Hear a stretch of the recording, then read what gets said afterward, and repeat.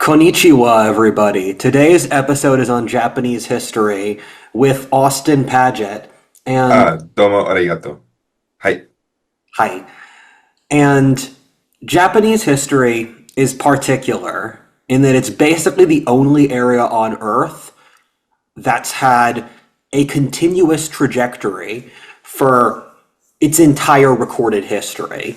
And what I mean by that is for a frame of reference for a place that's comparable is Scandinavia, where I read to someone who said there's a sociological and anthropological concept called getting to Denmark, which is Denmark always scores the highest on any given stat you'll look at. And people will think, what did Denmark do right? And I don't like the getting to Denmark concept, because I just think it's frankly just unrealistic for most cultures. I don't think Somalia or India will ever get to Denmark. They could succeed, but it would be playing into very different strategies than what the Danes did. And you look at America, where America can't be Denmark because we're just huge. And I don't like these things where if you were to isolate, let's say, the New England states, which are an area with multiple times, the New England states, which are this tiny corner of America, have twice Denmark's population, and they still score higher in human development stats. So, Mhm. that point notwithstanding, the what someone said the reason Denmark is the way it is because it has practically never faced conquest. There's a few periods where it almost did, where back in the high medieval period, the German Hanseatic League fought the Danes, and there was a period when German knights colonized like half of Denmark, but that was like a state failure internal colonization thing where because both Germany and Denmark failed as governments, it was this just I don't want to say peaceful because it's the Middle Ages. It was this gradual migration of German knights and people into half of Denmark, and then the Danes pushed back centuries later and took parts of North Germany. The Spanish also, the Spanish and Austrians also fought their way up the peninsula, but never took the capital in the 17th century. But when you're looking at Scandinavia, you're seeing a population where the Aryans went in 4,000 years ago, and it's just stayed constant ever since. And you look at Sweden or Norway, they haven't even faced the conquest Denmark has. And you look at Japan, that's on a completely different level, where the Japanese ruling family, the House of Yamato, they supposedly go back to 500 BC, and they probably really go back to 600 AD, but 680 is still a really long time. It's comparable to how the ruling family of Morocco can claim descent from the Prophet Muhammad, where that's impressive. And Japan has never faced external conquest. And the only thing that's comparable is America dropping the two nukes on Hiroshima and Nagasaki. But besides that, the Japanese gave up. And America did briefly militarily occupy Japan, but it's not comparable to a legitimate conquest. And so Japan is a sort of experiment of what happens when you leave one group of people who happen to be ingenious and cooperative and hardworking in a single place for thousands of years, and what happens to them. And then you've got these other interesting effects where it's like a frozen lake in Antarctica where the life forms have Lovecraft. evolved separately from Lovecraft. millions of years, but then you get to similar conclusions. Like I expected South Asia to feel more weird and foreign and different, but to me the weirdest place in Asia was Tokyo Yeah, because it was same but different, which created an uncanny valley. Like just yeah. there was a lot of concrete, but the shape was different. Everything, the lot like the assumptions going into everything was all different, but yet it was kind of the same. Yeah, I know what you're saying because I've found when I'm a Pennsylvanian, when I deal with Californians, it's a comparable uncanny valley because they're still Americans. They use the same currency, same legal system, same language. But if I deal with an Iranian or a Chinese person, like I can know that their culture is different and I can just operate with them in their frame. I can know that the Muslim person is gonna, I mean, you know that the Iranian person is probably gonna be Muslim, that the Chinese person's probably gonna care about filial piety. But when you're doing it with the Californian, it's close enough that you can't just shove them in a different bracket. And I think that's what you're experiencing with Japan versus Southeast Asia, where in almost every anthropological test, and I've spoken before about how I don't like the normal anthropological tests, which are, and it's always America and the Anglo-Saxon countries on one side, and then it's Japan on the other. But then those countries actually have a lot in common, where the Anglo-Saxons and the Japanese, high trust societies, industrialized, they're both very I don't want to say neurotic, but they care about details, where both of them can get hysterical if you get details wrong. And then both of them also have like honor cultures and fanatical warrior cultures, where an idea I have is, and I'm going to talk about this after the third axis, is Germanic peoples have what Jung called the Wotan switch. I've invented the Amaterasu switch, which is the Japanese version.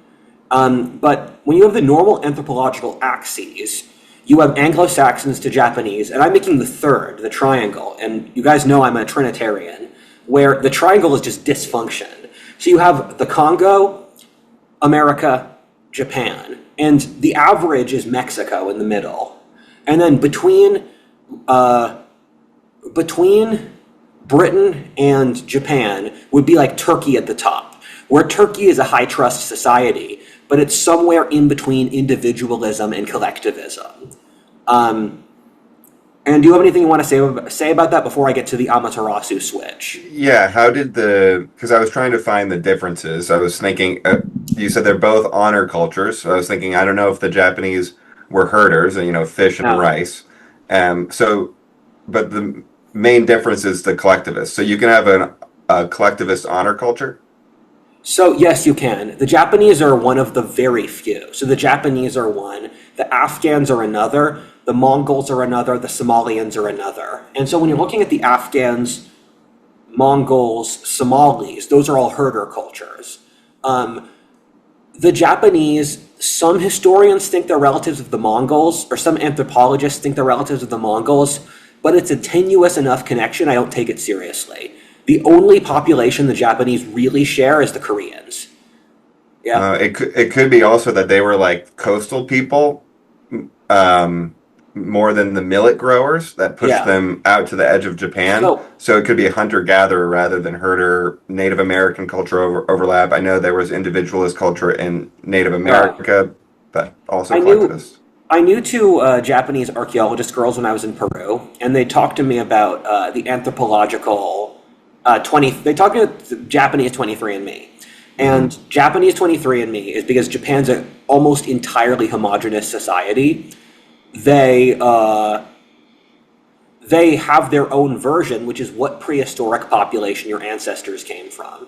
And so they split it into three subgroups. The first being the Ainu, who are the indigenous population of Japan. They are practically extinct now. And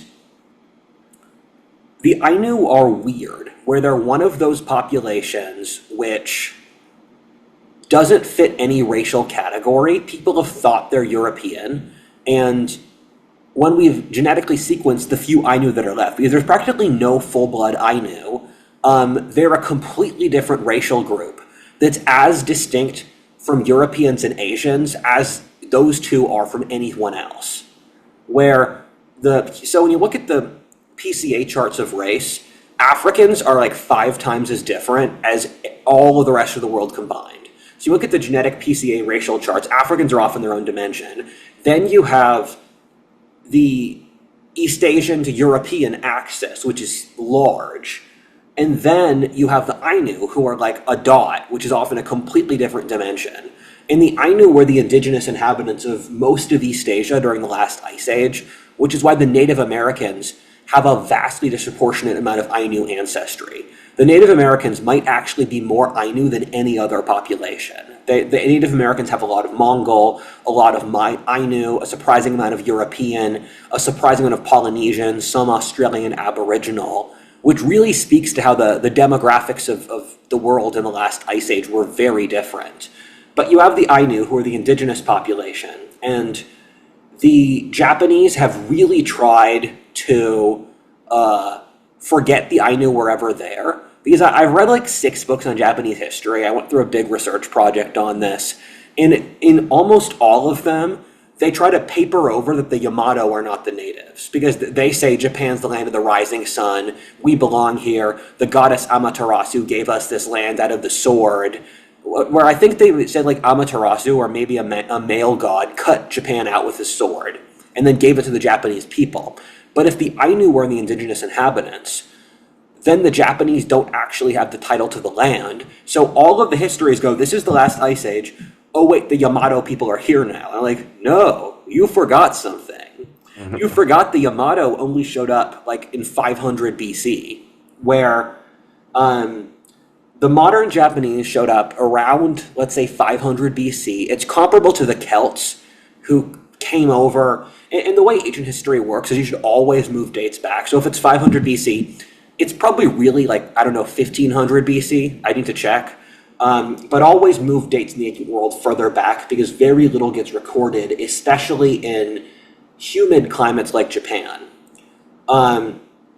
And so you have the Ainu in the north, and you had the Jamon in the south. And the Jamon are relatives of the Filipinos. And they were the inhabitants of Kyushu, the bottom island, where you have Kyushu in the bottom, you have Honshu in the middle, and you have Hokkaido in the north. And until the 20th century, Hokkaido was plurality Ainu. The Japanese migrated in the 20th century, although they conquered Hokkaido, much like the England with Ireland in the early 17th century. And so you had the Jamon in the south, and there's this whole idea that the Jamon reached the New World because there are populations in Ecuador with Jamon genetic sequences who use Jamon like pottery. We think it's probably an Ice Age connection, though, because there's the Jamon are relatives of the Polynesians, and there's Polynesian genetics in America among Native Americans because they inhabited coastal China during the last Ice Age. The rise of the modern East Asians really pushed all of these distinct racial groups across Asia outwards. So in the modern Japanese, you have Ainu ancestry, Jamon ancestry, and Yamato ancestry. But the Yamato ancestry predominates, where the Yamato genocided the other populations, where modern Japanese are just basically pure-blooded East Asian. They're close to Koreans and Chinese. You can't really distinguish. There's an app called Guess the Asian, where you guess if someone's Chinese, Korean, or Japanese, and the joke is they're identical. You should check out Guess the Asian app. Really? Really, look it up. When it's like, maybe it's like snow and Eskimos, but any expat who's spent more than like 3 years in Asia, it's like embarrassing if you can't tell the difference. Because you can tell the difference pretty granularly. I can distinguish between North and South Chinese more easily than I can Chinese, Korean, Japanese. Where, so I can guess if someone's North or South Chinese. I can't distinguish North Chinese from Korean or Japanese. To me, I can see North and South Chinese, that's a good one. But to me, Japanese, I could see Korean being more confusing. And depending on the Korean person, some are more recognizable than others. But Japan feels really distinct to me. Yeah. To compare it to Northwest Europe, okay, so in Northwest Europe, you have broader archetypes. I've asked people what ethnicity I look like, and they'll say sometimes English, they'll say French, they'll say German, they'll say Scandinavian. Right. I have a facial structure that could be anywhere in Northwest Europe, but then you have people who look obnoxiously Irish, obnoxiously French, obnoxiously German. And it's true in East Asia, where there's certain archetypes of that person's totally Japanese, that person's totally Korean. Then you have this broader sort of similarity across the entire region. And I would agree with that, where there's certain people, because I used to say I could distinguish them, that I had an Asian friend that said, bet, you have to play this app now. And I lost the app, and then I got humbled. But if the app is purely sampling people who look similar across Asians to prove a point, because one of the worst things at the left is you'll make a sort of risque remark to a person of an ethnicity, and they're going to think it's hilarious. There are loads of Asians who are we think. I have known 5 Asians who have said, white people look the same to us, and we know we look the same to white people. So it's like if you actually talk to the people, they think it's funny and they don't care. And then the left is here just like cock blocking you from having fun. Yeah, because people actually like it when you're thinking about them and talking Yeah, about them. It's funny. And but there is the thing, right, where Asian faces do more look more similar to each other, or they're better at telling faces apart because we have so many other cues like hair color, eye yeah, color, or other things that they don't have. So that their only cues are more precise facial structure things, so they can recognize faces better. yeah. Um, so we were talking about collectivist versus individualist. Japan has an honor culture, and they're almost purely rice farmers. Japan is one of the least meat dependent diets of any Eurasian society. Hmm. And it's because they're the only Asian society that had feudalism, where Japan's history parallels West Europe's in several weird ways, where in some ways they're the exact opposite. In some metrics, China is closer to West Europe culturally than Japan, but in a lot of ways, Japan has these hollow similarities with West Europe.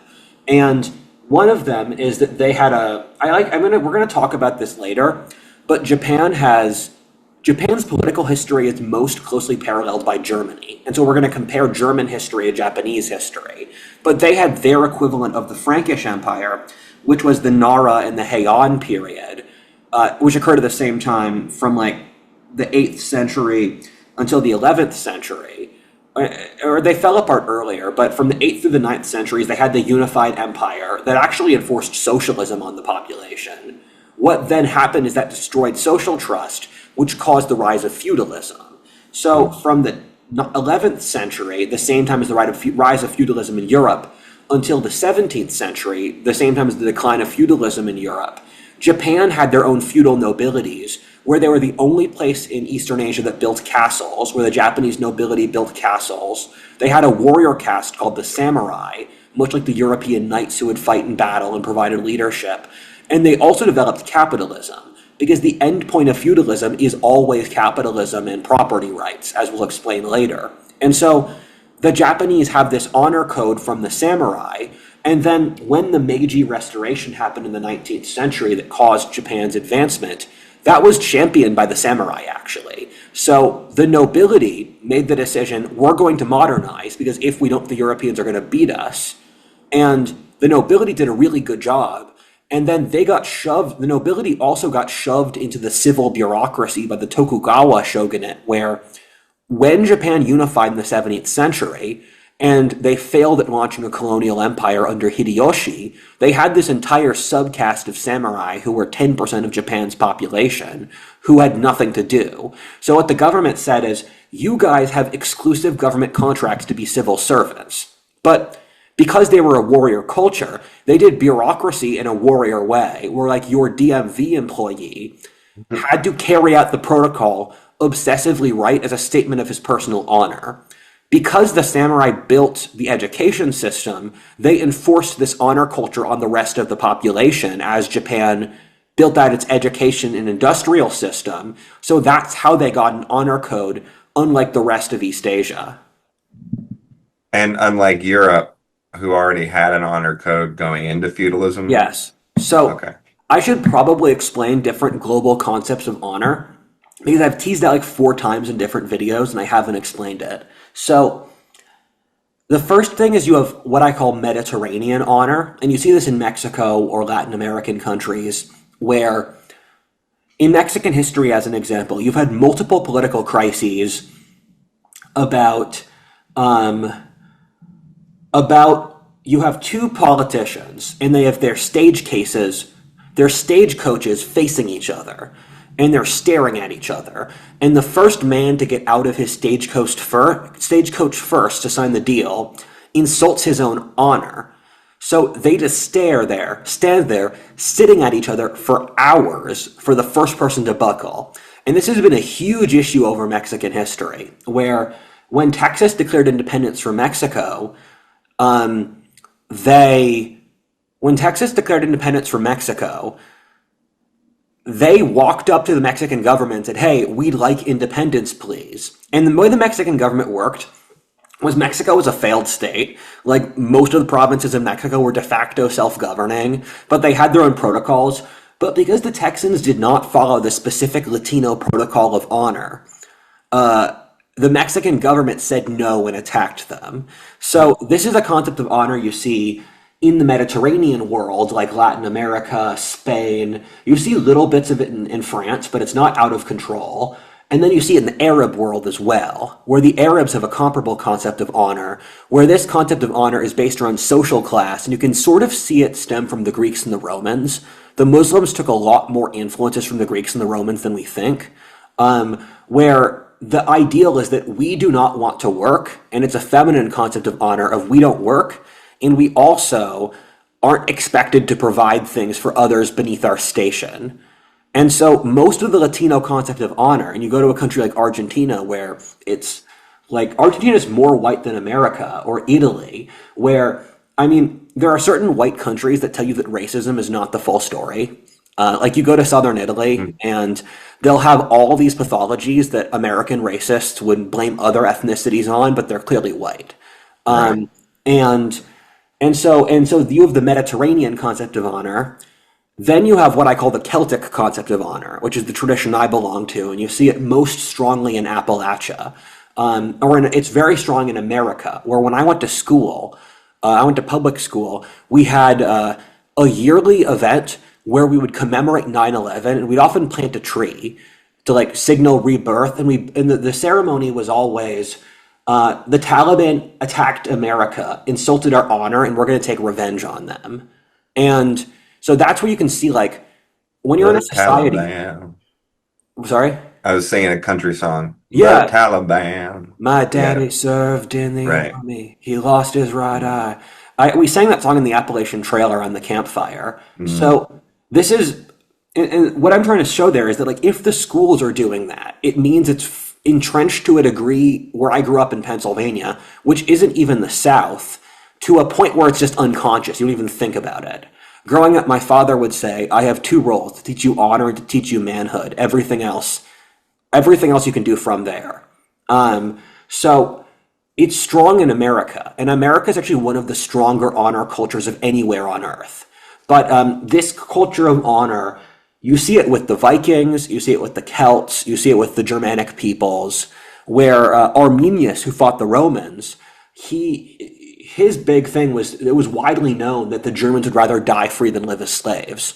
So if the Mediterranean concept of honor is based around your position in the status hierarchy, the Celtic one is based on individuality. So I moved around a lot as a kid. I had issues with school.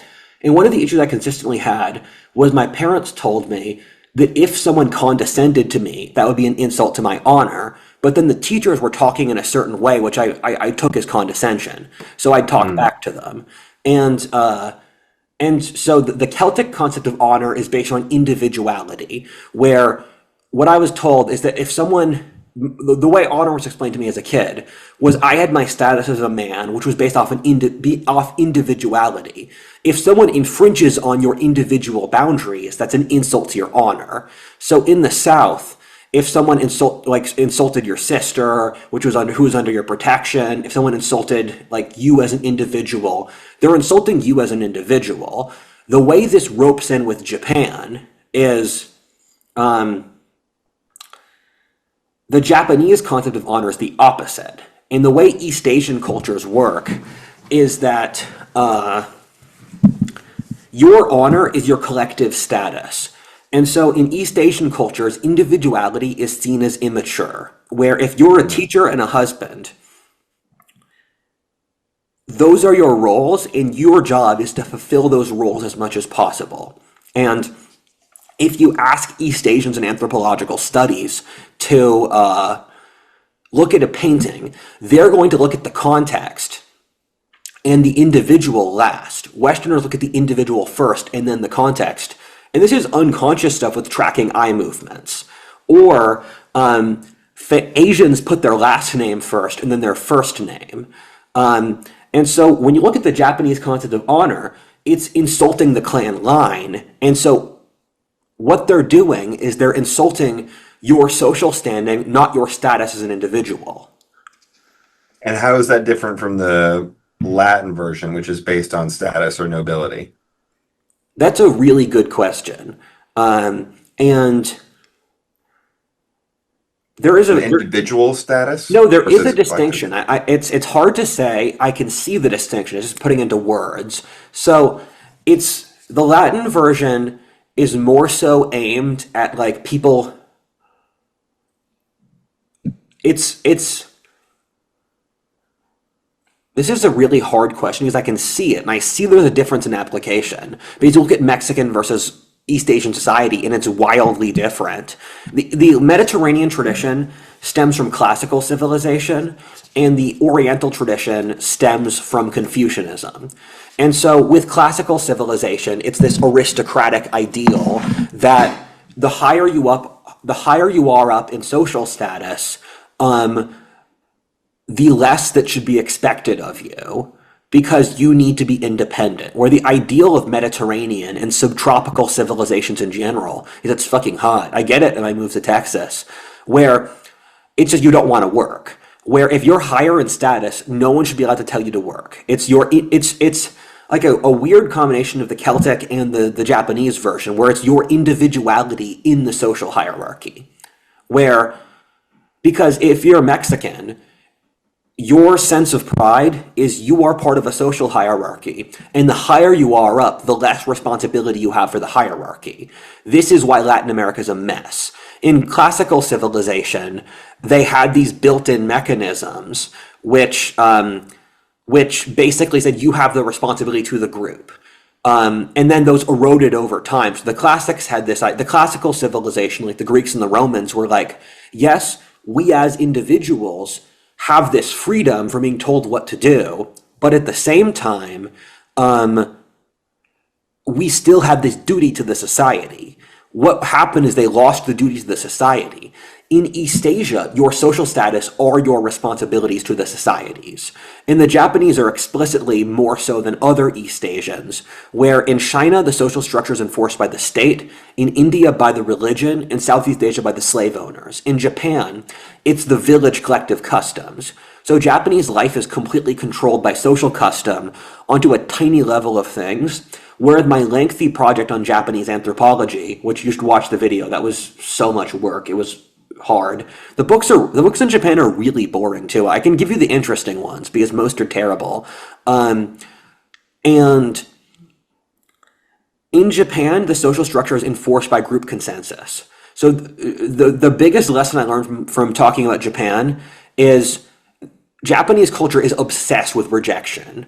And I can explain why later on. But so you have the Japanese, you have the East Asian, I'll call it Japanese honor, Celtic honor, Latin honor. And then I'll call it African honor, where you have just the tribal concept of honor, which you can see. It's funny, in the American South, you have the Cavalier English nobleman concept of honor, which I put under the Celtic concept of honor, the Scots-Irish Celtic concept, and then the Black honor, which comes from the Africans have their own distinct tradition of honor. And I don't really have that good a handle on the mechanics for the African concept of honor. That's why I'm not going to talk about it that much, but I can clearly see that it exists. Right, and that gets into, well, Thomas Sowell's famous book about the black people adopting the honor culture of the South, and it's probably actually a combination of Yeah. African and Southern honor Well, culture. Sowell talks a lot. When Sowell talks about Black Americans, he basically says they're Englishmen, which is it's partly true, but it's a half Mhm. truth. Where when you the video I've already finished, it just needs to get approved by the sponsors, is the anthropology of Black America. I'm going to release that on the main channel. And whenever you look at topics of Black America, you can always see the authors squirm at certain questions. And one of the questions authors really squirm at is drawing connections between antisocial behavior in Africa and antisocial behavior in Black Americans. Like rappers act like African chieftains, you have crime issues, you have impulse control issues, etc.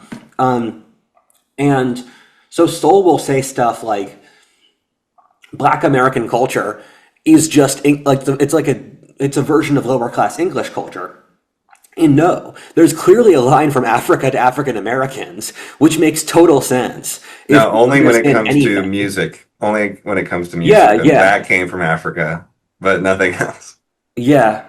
Um, and so Japanese honor, collectivism, individualism. There's an example I tell people who I work with, and I give this example for what not to do culturally. Where in Japanese culture, and I was talking to a friend of mine runs a company, and I was talking to one of his employees who's Japanese, and I was talking to him about my study of Japanese anthropology, and he was just really impressed. He's like, Rudyard, you absolutely nailed it, which is, Mm. I love to hear it. I love when I talk about an ethnicity, and then someone from that ethnicity hits me up, and they're like, thank you. Because oftentimes the left judges people like me for trying to understand distinct cultures. You actually talk to someone from that culture, like, you nailed it. And they really respect when you talk about the issues, because those are very often things that they themselves are annoyed with. Because once you get to a certain level of cognizance, where when you travel around the world, you'll run into an educated Turkish person who's totally aware of Turkey's issues, and Yeah. they're annoyed by it. Or certain levels of cognizance, like I can talk to an educated Chinese person who's not an ideologue, and they're going to be aware of China's issues. And what the modernist leftist narrative really does is it shuts off genuine cross-cultural communication, which is racist. Yeah, I've never met someone on my travels that I talk to a lot where I couldn't relate my frame to Yeah. theirs in a way that they understood Yes. eventually. And Yeah. so we've talked about, so the example I give for people who work for me, what to avoid, is that in Japanese culture, Japan has the same family structure as Germany, which is in a lot of ways why they parallel their cultural development. They have the patrilineal family structure where the first son, and this is what the Celts have too. It's what parts of Spain have, parts of Italy, Quebec, and these tend to be honor cultures where one son inherits everything, the other sons basically get nothing and they have to figure it out. And that older son lives with his parents, and then the daughter moves in. So you get into these social friction situations where these cultures often become fascist because the one son who inherits everything, it creates these strong middle class businesses cross generationally. It creates huge amounts of dissatisfied young men who need to go into the priesthood or war to just get something to live. And it also normalizes inequality. And you have the social friction between the parent generation and the children's generation. And so in England and France, for example, the idea that your parents had to approve of your mate ended significantly earlier than in Germany, because in England and France, your parents wouldn't friggin' have to live with the girl. In Germany or Japan, the parents have to approve of the daughter because they have to live with her. And it's crazy that Japan ended arranged marriages in the 1990s. Even into the late 20th century, arranged marriages were normal. And that is exactly when the Japanese stopped fucking, where half of Japanese under 40 are virgins. It's utterly ridiculous. They have one of the lowest birth rates on earth because when I deal with the Japanese, they're just like so rigid and autistic because their entire social structure is so controlled. And I keep on not talking about the example, but what happens with this is that the mom is allowed to bully the new wife. And this is just understood. These friggin' AI bots keep coming after me. It's ridiculous. I haven't replied in days and they keep on coming after me. But and then in return, the daughter gets to bully the next wife when she becomes the mom. And so it's this cycle of abuse. And what the Abrahamic tradition built out is avoiding that. The entire friggin' purpose of Christianity is that this never happens. And when you look at Japan and a lot of the Orient in general, where Japan has more shamanistic influences left than any other Eurasian society because they've been stuck on the edge of the map. They have the Confucian element, which dates back to 500 BC. They have the Buddhist element. So they're very syncretic, but at the same time, you don't have the events which occur across the rest of Eurasia, where like the Roman Empire conquers everything and enforces its culture on people. The Arab supernova shows up, where the eastern half of Asia just doesn't operate with the same level of pressure as the western half of Eurasia. And Japan is probably the most harmony-based culture in the world. And the reasoning for that is it's a rice farming culture. And rice farming cultures, you work every single day of the year because rice is a continuous crop like that. And so it's why the East Asians have legitimate genetic switches towards hard work that Europeans don't, because they've been rice farming for thousands of years.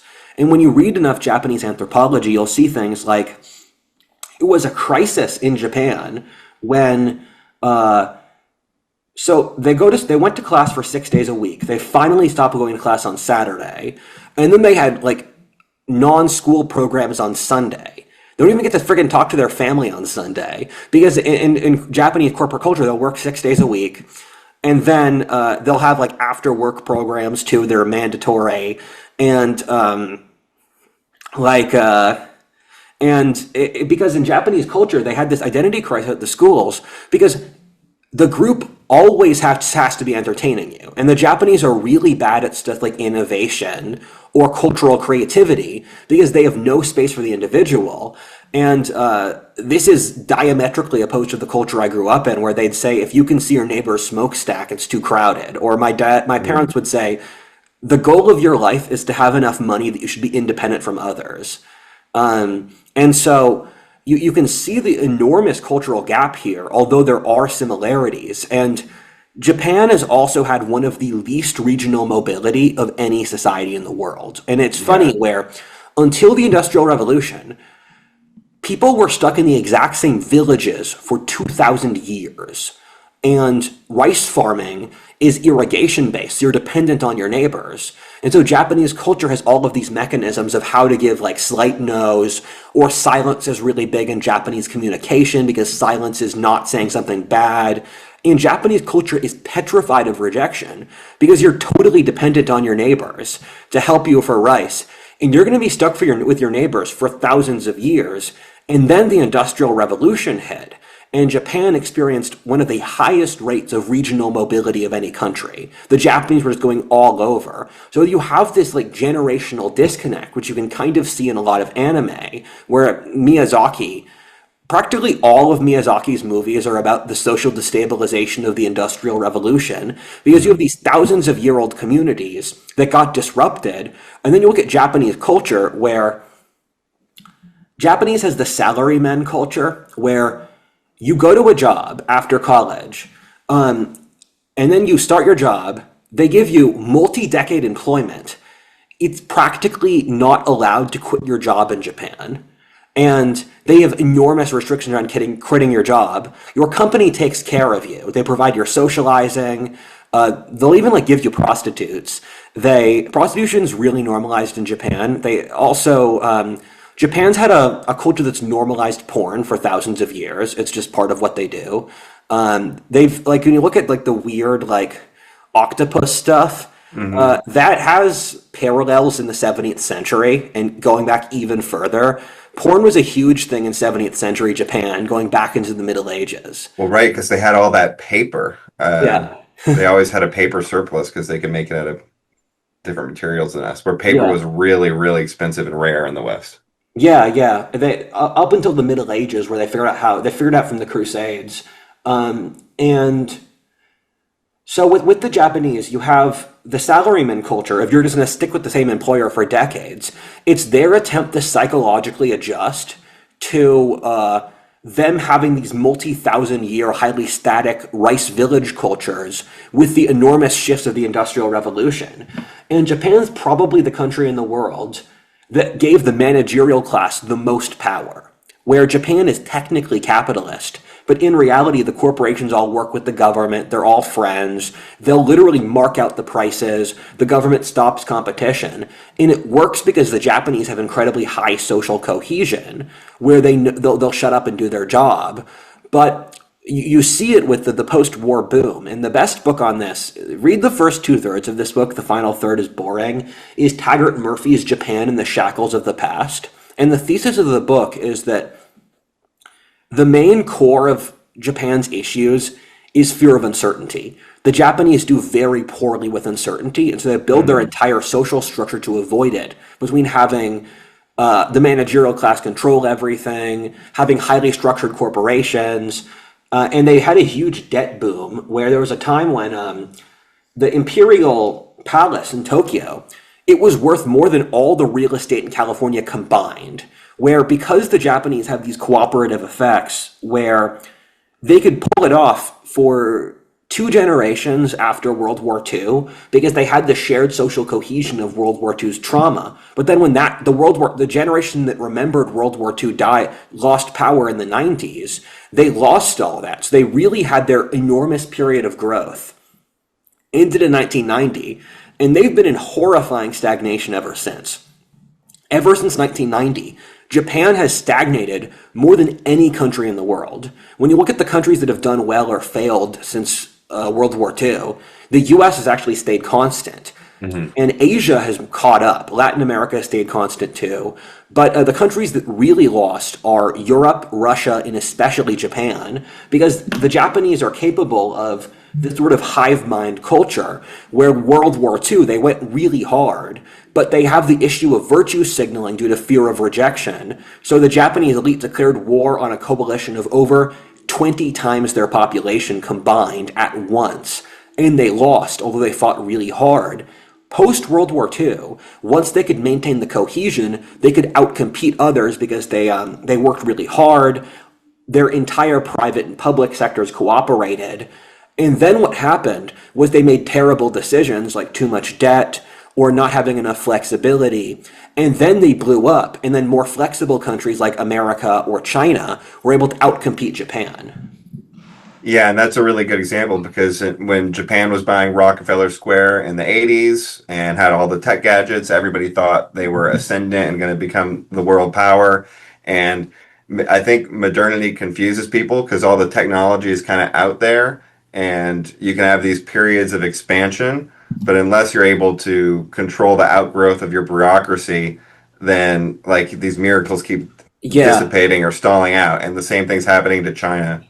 yeah. I was talking to a friend yesterday where I said the biggest issue of the last century is the absence of wisdom, where there's lots of periods where, like in World War II, if Hitler wanted to win the war, if he was 20% less racist, he would have. He would have been able to cooperate with the Slavs who hated Stalin. He could have gotten the Jewish scientists on his side. But no, because he lacked wisdom, he lost. Wokeness is the utter absence of wisdom because the left, which runs society, is destroying society, which they themselves have to maintain. Like they're going to live with the results of this. And so when you look at Japan, the guy who got me into geopolitics was George Friedman.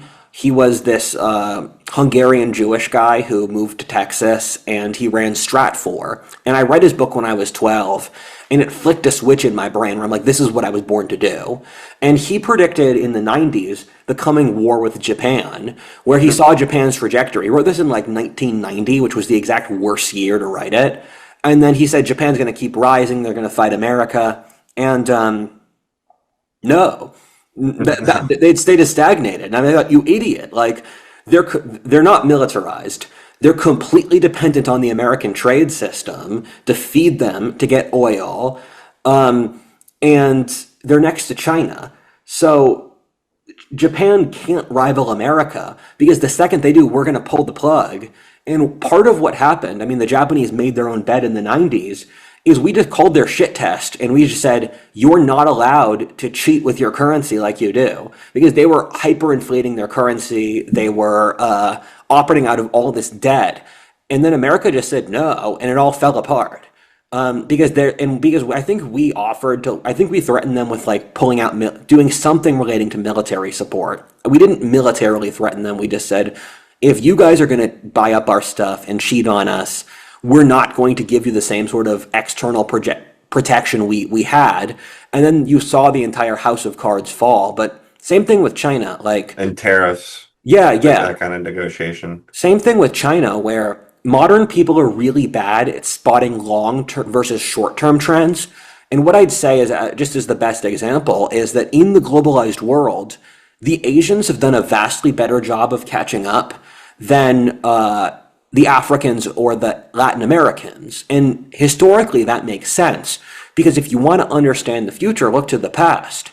The Asians have this multi-thousand year trajectory of advanced societies. So, of course, it makes sense that they're going to be the ones who can industrialize fastest. While for the Africans or the Latins, they have to build out the cultural technologies to do that. And modernity really struggles with that, where if the West has had this market advantage for the last 800 years, where around the time of the Black Death is when Europe surpassed the rest of the world, you can't just think that that 800-year trajectory is going to change over the course of 20 years, where I remember Fareed Zakaria, who was a CNN guy, he was talking about the rise of the rest and the decline of the West. And it's partly crazy that our regime journalists were glorifying the collapse of the decline of our own society. But it's just this really gullible stuff. But this is not Japan. I'm going to talk about the Amaterasu switch. Then we're going to go through the trajectory of Japanese history. I will go to the bathroom first. Excellent.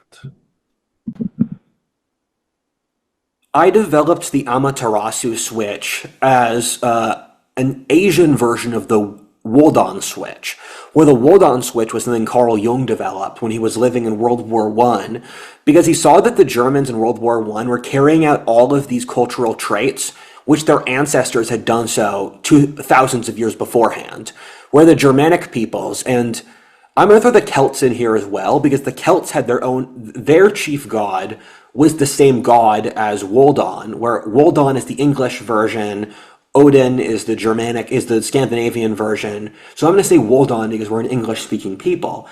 But the Celts, their version of Wodan was Lug. And I'm curious, I've always wondered if my last name Lynch is related to the Celtic god Lug. I've looked it up, but the way with pagan names is people don't know. If anyone knows in the comments if Lynch and Lug are related, I'd be curious. But so the Celts, because Odin is the god Mercury, who's the god of consciousness evolution and mysticism, and then he became the head god. So he's a god of war, strategy, kingmanship, that stuff, masculinity.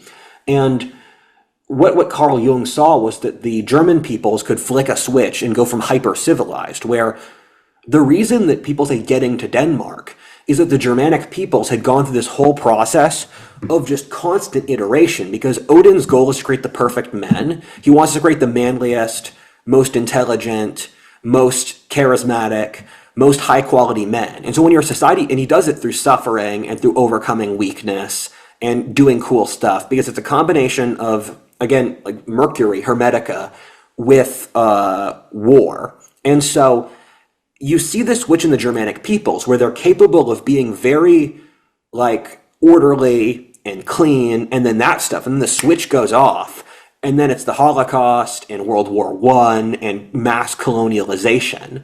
So this is a trait seen in the German peoples, and it's you see it when they're in periods of radical danger, of basically facing extinction. I noticed this in the Japanese too, where the Japanese have the ability to constantly flip on the spot, and other Asians don't. Where I don't see this in China or India, where one example is the Meiji Restoration, where 19th century, Japan had cut itself off from the world for 300 years, and then flicked the switch, immediately modernized, again the most advanced country in Asia. You see it in the 17th century, when Japan briefly incorporated Western technologies and launched a colonial empire against Korea and China. Then that failed. Then they turned inwards. Then you have the 20th century. They flipped from incredibly imperialist and warlike with World War II to very pacifist. 20 years earlier, there was the switch from we're going to be a parliamentary democracy who's aping Britain and America to we're going to be militaristic fascists to model the Germans. That was over the 20s.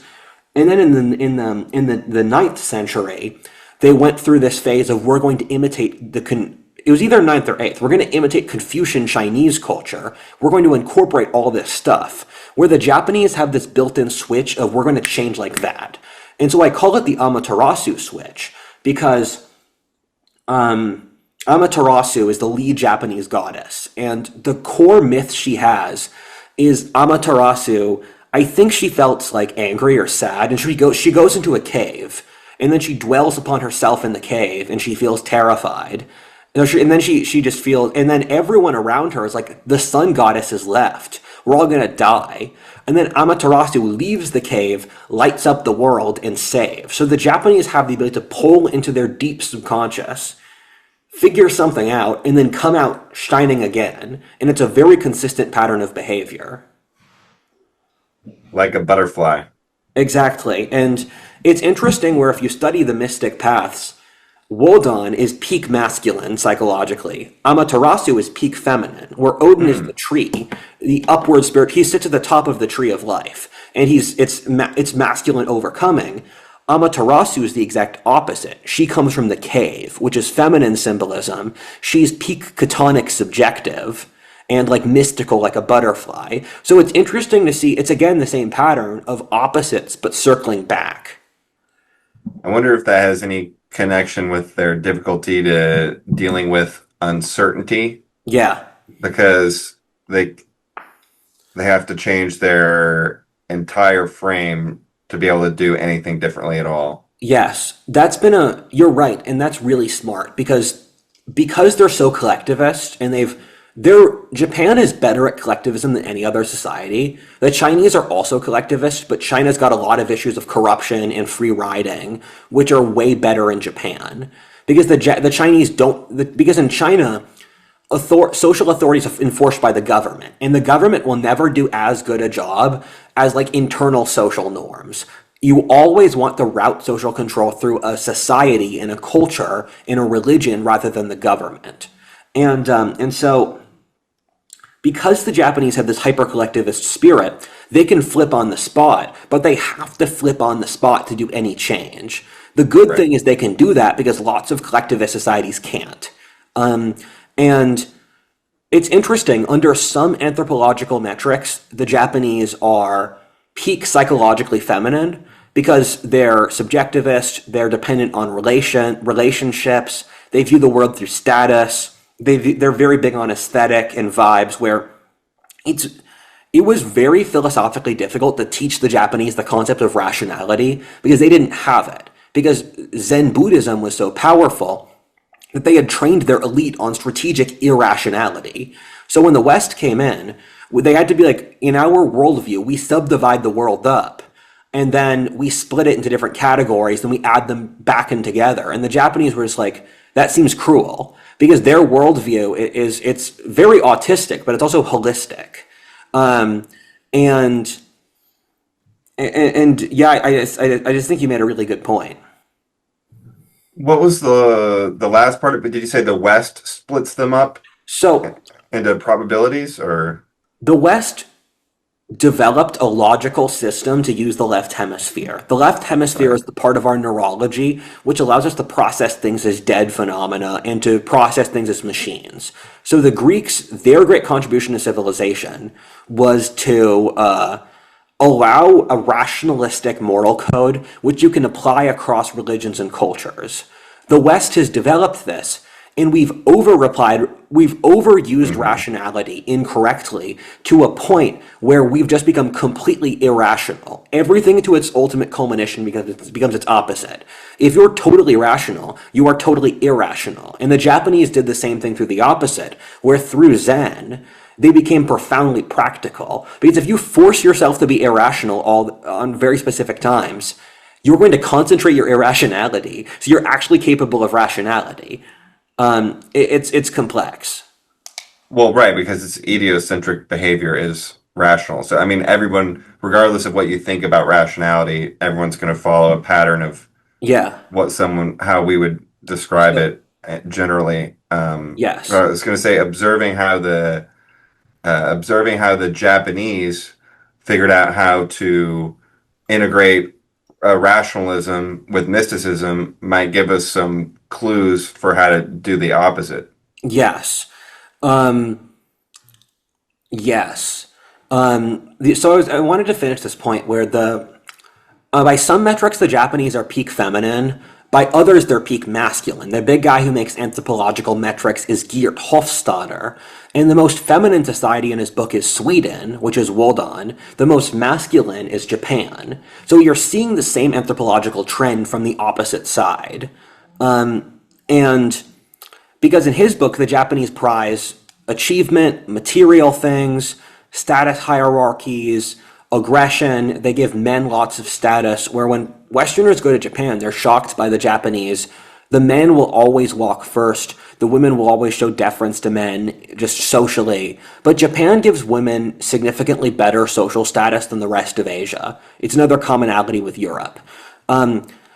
And so the Zen ideas are, I see a lot of interest in Zen in the West, and I think it's because it's so different from us. People find it appealing, and modernity is so neurologically autistic that just getting the opposite is really useful. But you have to integrate Zen into the Western tradition, which I think,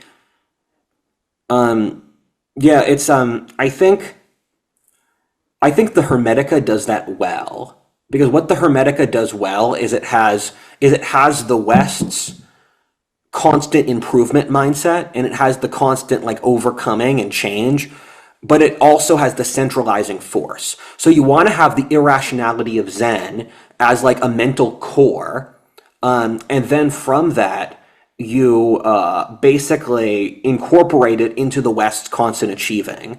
Because the endpoint of Buddhism, which is Buddhism's had a bigger effect on Japan than anywhere else in East Asia due to when Japan was growing.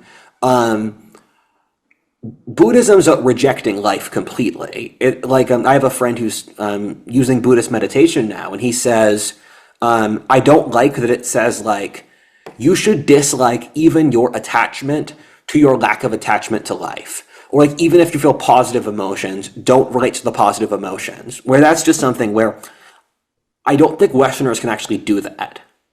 And so Right. So you, yeah. go ahead. So Well, you you have tied to, Hermetica to achievement. yeah. And it's funny because my concept of how to integrate Zen with the West is the British phrase of keep calm, carry on. Yeah. And keep calm is just the Zen, and the carry on is the actually achieving and continuing to moving. Instead of using Zen to remove every feeling to do nothing, you're using Zen to like have chill vibes. Yeah, as I Um, say, I stand by the law of chill vibes. It's one of my better philosophic ideas. And right. so the way to incorporate Zen into the Western tradition is the law of chill vibes. Um, And I think keep calm, carry on is like a good established one. I mean, the British yeah, were yeah. reading about India in the 1800s. Maybe they got it. Like the core principle of the Hermetica is courage, so it's keep calm. hmm Um, but I had to write friggin' notes for this. I never write notes. This is how dedicated I am. It's funny, when I was in school, teachers were like, Rudyard, you have to write notes. And like, because if you don't write notes, you're going to go crazy. Here I am. I have multiple businesses. I make these videos at the top of my head. I never maintain notes. I just Right. store all this shit in my head. But you're also crazy too. So they I am crazy. Yeah, I accept it's that. okay. CeeLo Green, everyone's crazy. Yeah, so I had to write out all the different sub-periods of Japanese history. We already covered the colonization of the island, and a really interesting fact I got from Lincoln Payne's book, The Sea and Civilization, which is, I feel bad because that book is always good, but I always make it like in my top 10 list of history books. It's always number 12. It never makes the cutoff for me to like openly glorify it, but it's still really good. Mhm. But the thing that got the current Japanese imperial trajectory is two things. And it relates to the rise of China with Chishi Huangdi, where our next episode is going to be Imperial China. And the first unifying principle of the modern trajectory of China, it's funny to say modern, and this is 200 BC, but the Qin state unified all of China around 200 BC, after the Warring States period, and this had downstream effects where they fought this people around like Liaoning province, which is Liaoning province sticks out by Manchuria and Korea. The Chinese fought them. They pushed down the Koreans. Then Koreans pushed down the peninsula, fleeing to Japan. That's the trajectory for the rise of like the modern Japanese ruling class. Because I think the Yamato people migrated out earlier, but the current trajectory came from that, and it's this downstream effect of the Qin dynasty, which I think is dope. And there's also another myth where the Japanese were obsessed, sorry, the Qin dynasty with Qixi Huangdi, who was a madman, he was obsessed with attaining immortality. And he thought that if he consumed enough mercury, he could attain immortality. And my father had mercury poisoning, and it's an absolutely horrible illness. My dad's been was in excruciating pain for a lot of the first years of my life. And so he was giving himself mercury poisoning on purpose. And Or with tuna fish, right? Or by yeah, accident? from my dad, it's because he ate tuna fish for over a decade. And Oh, this guy's on purpose. my Okay. family's missing a gene that lets us process like the tuna fish. Right. But then for Qixi Huangdi, he just wanted to attain immortality. And he put mercury around his tomb. We can't enter his tomb because there's so much mercury that anyone who tries to will die. It's one of the coolest known undiscovered archaeological Oh, sites. it is. And Because it's like, under the Terracotta Army. We already know there's good stuff there. I would not recommend this, but China already sees human life with so much contempt that, like, for the science, if they're already killing people for organ trading, like, if they're already taking their organs, man, and they're already genociding the Uyghurs, like, we got friggin' hypothermia research from the Holocaust. Don't tell us, just get it done. Just I get it did not done. say that. That was not said by me. But so the other thing is that he sent these guys out into the Eastern Ocean to find the gift to immortality, and because he was mad, his men are like, there is no gift to immortality. And so they just sailed to Japan, and then that's right when the modern Japanese monarchy formed. So there's a theory that these Chinese sailors just went to Japan, and we have some Chinese records of this too, where they sailed out west and said, we can't go back to China because the emperor is going to kill us. And Established a ruling class out of force like the Normans would or something. Yeah, exactly. Because they could sail better than the locals, which is all you need to control. Yeah, and they also had a pre-established monarchy and government structure, because China by this point, they were already over a millennium old, and Japan had no major pre-established governments, and it sort of speaks to a relationship between the Japanese and the Chinese where it reminds me of it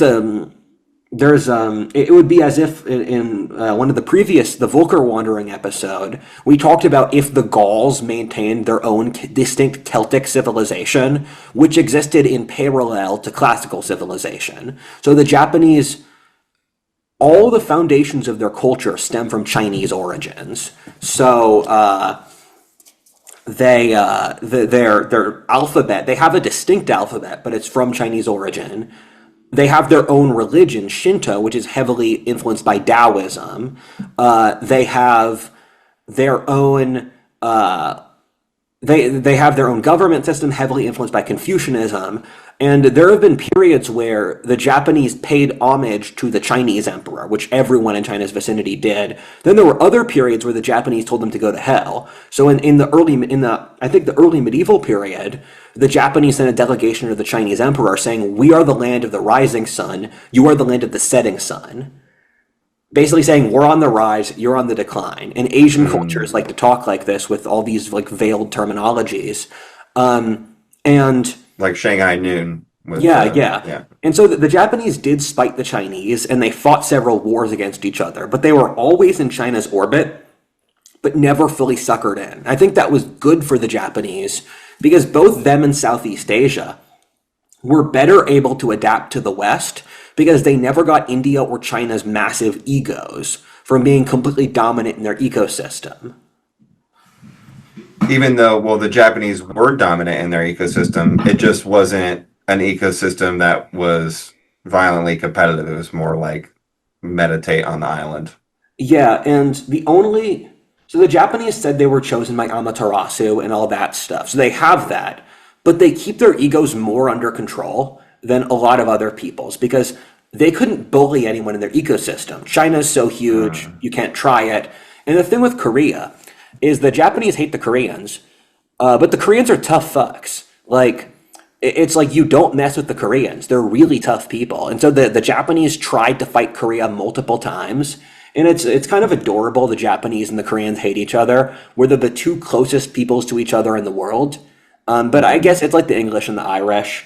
And so the Japanese tried to invade Korea multiple times, but every time they tried, due to the mountains and the climate and how tough Koreans are, and the Chinese helping them out, they could never really bully Korea around except like once or twice. So the Japanese are stuck with this sense of superiority, which they can't enforce on anyone else. And I wonder, is that why they had such an ego trip around their imperial period, where it was like unthinkable to think of themselves as losing to the point where they took on 20 to 1 odds Yeah. because it's like they're not used to flexing that muscle. Yeah, that's definitely what happened. I was reading H.G. Wells, who spoke about this, where um, he said that like the English, for example, they had enough experience fighting other peoples that they kind of had grown out their muscle for colonialism better. And for the Japanese, they had done it a few times, but they hadn't really grown the muscle out. And I'm going to talk about the influences of religions on Japan, where there's four big religions on Japan, and they're quite comparable to China, but in their own ways. So I'm going to start with Shinto, and Shinto is the creation of the Japanese folk customs. So Amaterasu is Shinto, like the multi-tailed fox is Shinto. There's a hero who slays a dragon who has multiple mountains. Shinto mythology is pretty cool, and if you want to, like, Princess Mononoke might be my favorite movie ever, is in competition with Lord of the Rings, and it's set in medieval Japan about the Amishi, who is they're the Ainu from the top of Hokkaido, not from the top of Honshu, not Hokkaido, and it shows That's that, and it shows this young prince where Ashitaka is my favorite. Ashitaka is my favorite literary character. I try to live my life in the manner of Ashitaka. It's a good cultural representation for PTSD, and and so he wanders across Japan, and it shows this town which is modernizing. It's set in it's 16th century, and they're fighting with the nature spirits. And it shows that the Japanese maintain these animist customs that the rest of Eurasia got rid of, where they talk about the forest spirit and the gods and that stuff. Where Buddhism, which showed up later, is a radically anti-religion religion. But you can see it where the Buddha just said, I don't care if the gods exist. Like, fuck the caste system, fuck social structure. You should just ignore reality. By the time it gets to Japan, Buddhism's totally changed, which we're going to talk about. But Buddhism got folded into Shinto. And so you have the Shinto beliefs, and Shinto's comparable to Taoism in China, where Taoism is the growth of their own shamanistic, animistic Chinese folk traditions, where they have the Temple of Heaven, and they talk of the Temple of Nature, and you go through nature, and so in both cultures you see this sort of congregation of the folk traditions, which isn't a religion in the manner of like Buddhism or Christianity or those, where a single prophet shows up and sets it out. But modern Shinto is very much a creation of the 19th and 20th centuries, where as Japan became nationalistic, they saw Buddhism as this foreign influence on Japan, which is crazy because Buddhism entered Japan at the same time as Christianity entered England. So it's comparable to, there's this alternate history book it's one of the authors of a great sci-fi novel called The Mote in God's Eye, and it's about an alternate history where a prophet emerges in the Netherlands who takes Christianity and axial age structures and then puts it on top of Norse mythology. So you see Norse mythology become an axial age religion that's competitive with Christianity. And so people in England are stuck, do we follow the Christian God or like the axial age version of Thor? Because in this new religion, Thor becomes the dominant god, not Odin. And so Shinto's like that, where they were able to build out their own customs in a way that was competitive against the new religions. Um, and so a lot of modern Shinto is this sort of recreation of these older customs for nationalist purposes. Do you have Shinto? You have Confucianism, which isn't really. You have a question there? Um, yeah, I was gonna say Shinto. How did they? What you said, like with the Thor example, they were combining that with some other structure. Or what structure did the Japanese mimic or scaffold Yeah, Shinto onto? they're mimicking Buddhism and Taoism, Okay. where Zen Buddhism, which was huge in Japan, took enormous amounts of Taoist influence. And Taoism is the Chinese version of alchemy. So Taoism prizes irrationality and using magical rituals and just going with the flow and vibing. And so the Japanese were taking Chinese religious structures to convert their native pagan traditions into something that was comprehensible to like a more advanced society. And you see this where, like, for example, Julian the Apostate was a Roman emperor, and he shoved the pagan Greek tradition into the Christian religious framework, where you can go to heaven and there's a moral code. And I think that could have worked in a different timeline. And so this is something that has parallels, where it also worked for Hinduism, where India is a really incestuous thing where you had the old pagan traditions, Buddhism existed as a rejection of them, then Hinduism developed as the old pagan traditions figured out what worked with Buddhism, incorporated it into the pagan traditions. They beat Buddhism, incorporated it, then Buddhism didn't survive in India, but it did survive in the rest of in East Asia. That's why Hinduism has a lot of gods, just like the Yes. pagan. So Buddha is a god in Hinduism. So Hindus say that Buddhists are Hindus, but Buddhists don't agree. So inside the Hindu pantheon, Buddha is one of the gods you can worship.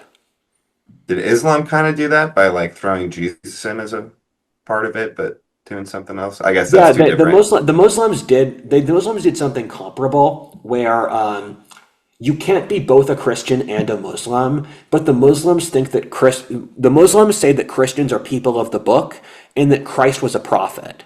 And so Hmm. they're inside the Quran itself, it tells you to respect Christians as similar peoples. So a lot of the Muslims who are hyper anti-Christian, they're disobeying their own religion. Right. And that would make it easier for them to grow because, like in India, Hinduism is competing against Buddhism. So Yeah. they want to give some kernel for the Buddhists to not be totally offended, just like Islam spreading through a Christian Middle East, thousands of years ago or whenever, Yes. 600. Then they're going to want to not totally offend the population to which Yes. they're trying to spread it through. The other thing is when you're in a highly harmony-based culture, syncretism is normalized. And so in Japan, you could be Shinto, Buddhist, and Confucian at the exact same time, and society would give you no crap for it.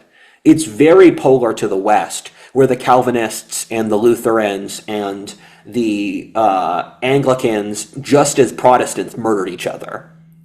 Hmm.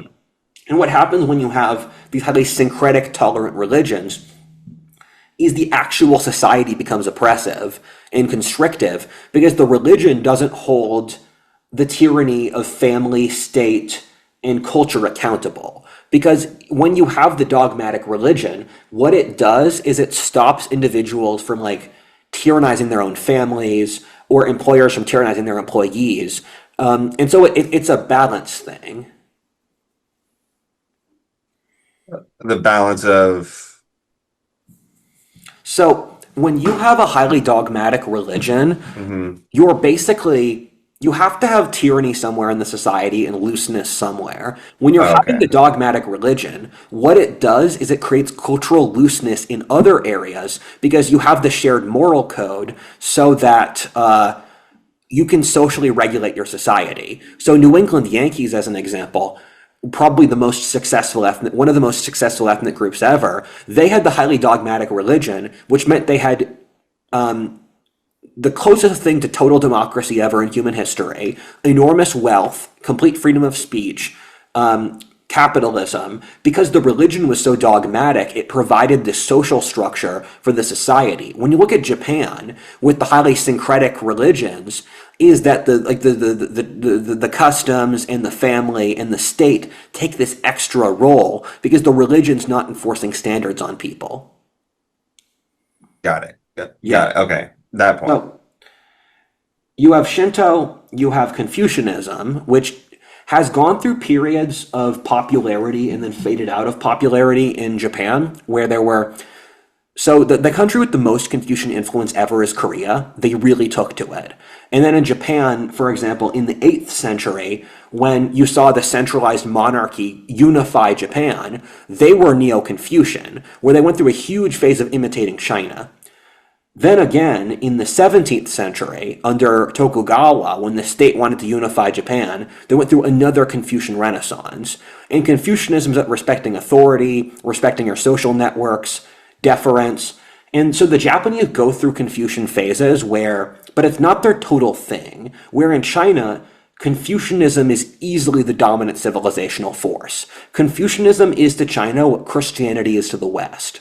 In Japan, it goes in and out, where there's the undercurrent, but filial piety is big in Japan, but it's not like the dominant religion like it is in China. It just grows when they need it to justify something in the Yes, context. Like at yes. that point, they were expanding and had a big system to manage. Like the clan is completely dominant in China. In China, the clan is the economic unit. It's your entire social life. It's where you live. Japan has clans, but they're more abstract. It's like the Celts, where like I have the Lynch clan tie. I know the exact village my family's from, but like I'm not only associating with other Lynches. Like my social life and my business life is not dependent on dealing with other Lynches. That's how it is in Japan, and so you have Confucianism. Buddhism had a bigger effect on Japan than probably any other country in that region because Japan developed as a society in the high Middle Ages, like Europe did, where 600 AD until like 1600 was when the Japanese nation formed. And Buddhism was really popular in East Asia in the medieval period because the nomadic tribes brought it into East Asia. And the state was also weaker, and Buddhism flourishes in the absence of a strong state. In general, when Japan when power is decentralized in Japan, they're Buddhist. When it's centralized, they're Confucian. And so Zen especially, where East Asia has a highly distinct form of Buddhism called Mahayana Buddhism, where Mahayana Buddhism, the idea is we are all in a community together to help you reach enlightenment, where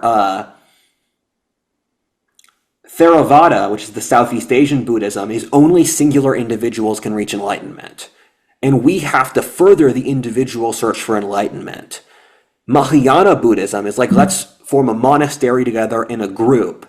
And from that, let's reach enlightenment as a demographic, and we can help other people reach enlightenment even if we don't. So what they do is they create this system that's highly cultural. And it's funny, it's very much distinct from what the Buddha taught. Although I mean, the idea is the Buddha taught, they died out in India, and then Mahayana became one of the biggest religions ever. So I'm not going to trash them too much. Where they have the gods, and they have temples, and they have distinct religious rituals. But then the other element besides it is Zen, which is a specific subsection of Mahayana Buddhism. And Zen is attaining pure irrationality. So Zen is like, I'm going to rattle your brain too much till your brain shatters and you choose to jump out of the simulation.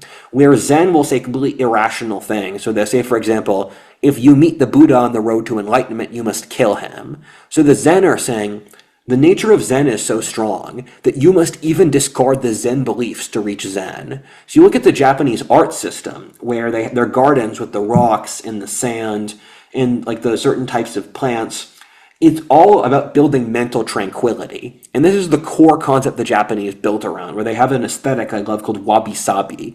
And wabi-sabi is that by attaining imperfection, something becomes perfect. So it's this very humble, rustic imperfection, which has become, we use a lot of like degenerated versions of wabi-sabi in our aesthetic. Steve Jobs was obsessed with wabi-sabi, so he built the minimalist iPhone structure off it. Same thing as a lot of like modernist minimalist art. Those people study in Japan. And one of the strange details here is Buddhism in Japan became hyper-militaristic. A lot of the leadership of Japan's imperialist period, or in the Middle Ages, were Buddhist sages, where by attaining Zen calmness, you become a warrior. So the samurai were people who had been trained in Zen religious rituals, which they then used for violence. That makes a ton of sense. I wonder why that connection is not more common. Because so we valorize Buddhism in our culture. We really don't like saying bad things about Buddhism, but it's fairly common that Buddhist monks in Buddhist religious countries cause genocide. In Burma, Burma right now, which is committing genocide right now against the Muslims, actually, the Buddhists in Burma, the Buddhist monks in Burma are the biggest proponents of the genocide against the Muslim Rohingya minority. Right. In Japan, the Buddhists are hyper-militaristic yet again.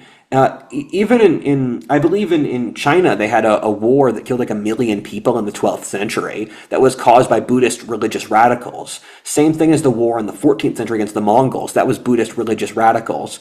Buddhists are not like hyper peaceful, and they're not like detached from the world. The Buddhist monasteries were the biggest financial engines and growths of capitalism in both medieval Japan, China, and Southeast Asia, where the way Buddhism's actually worked is that once you've attained mental detachment from the world, it actually makes you much better at dealing with the world.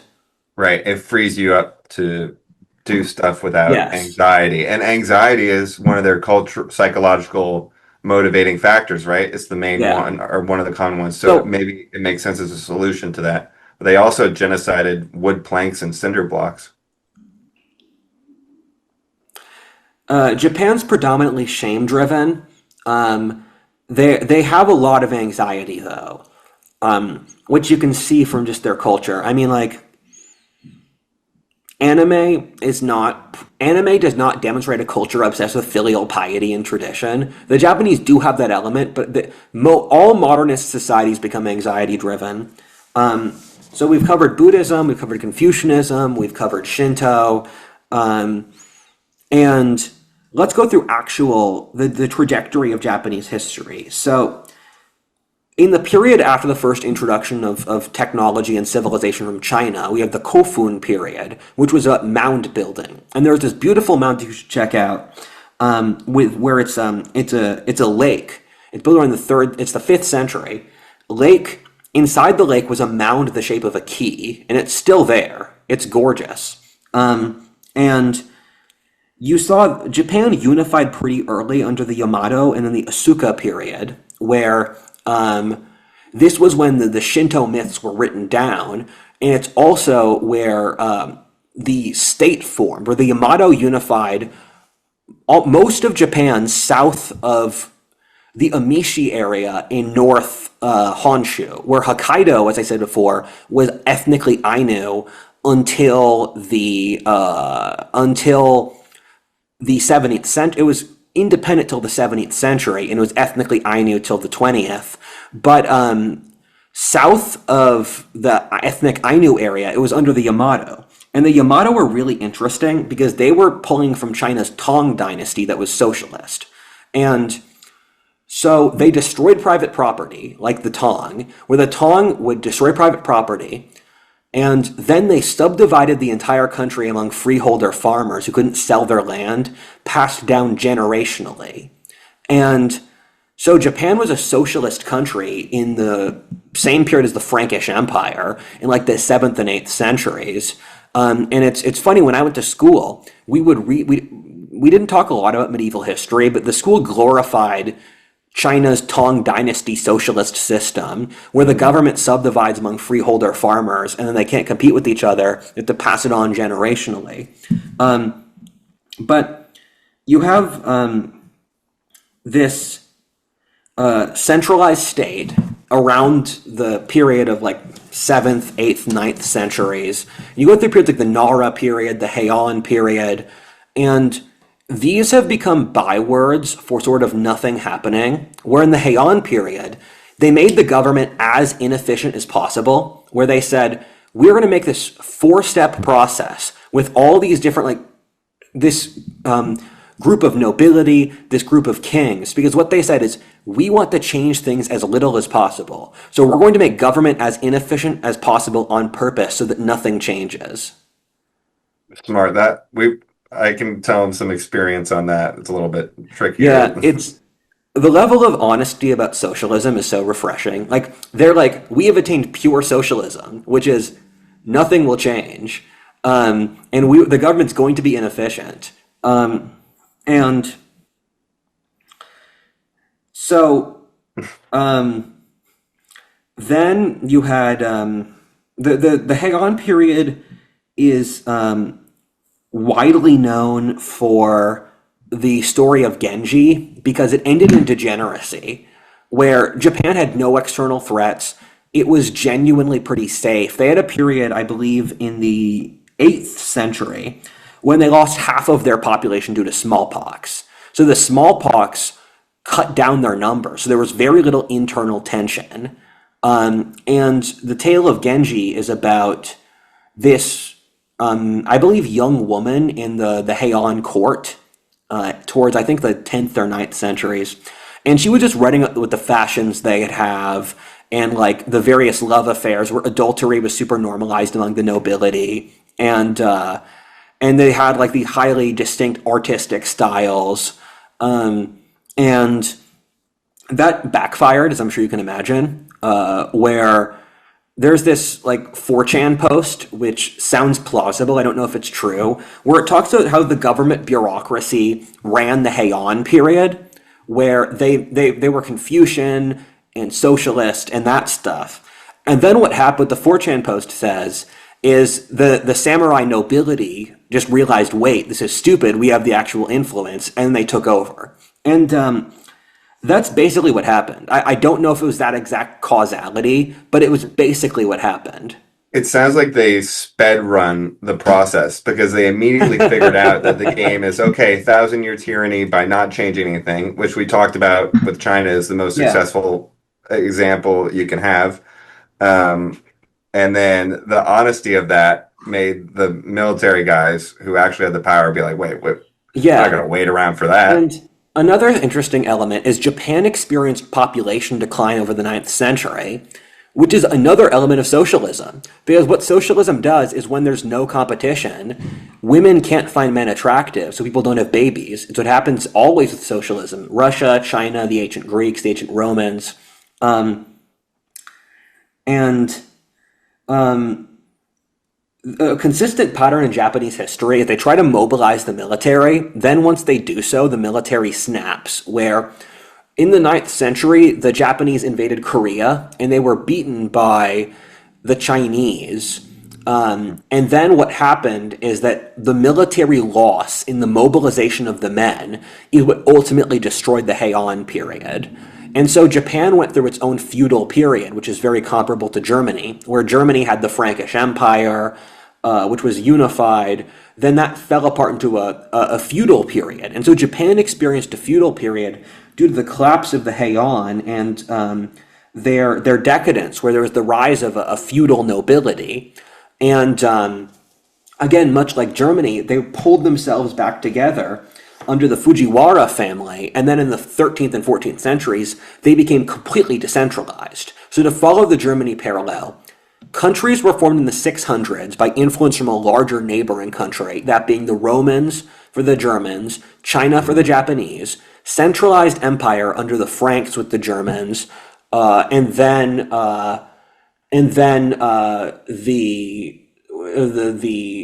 Heian with the Japanese.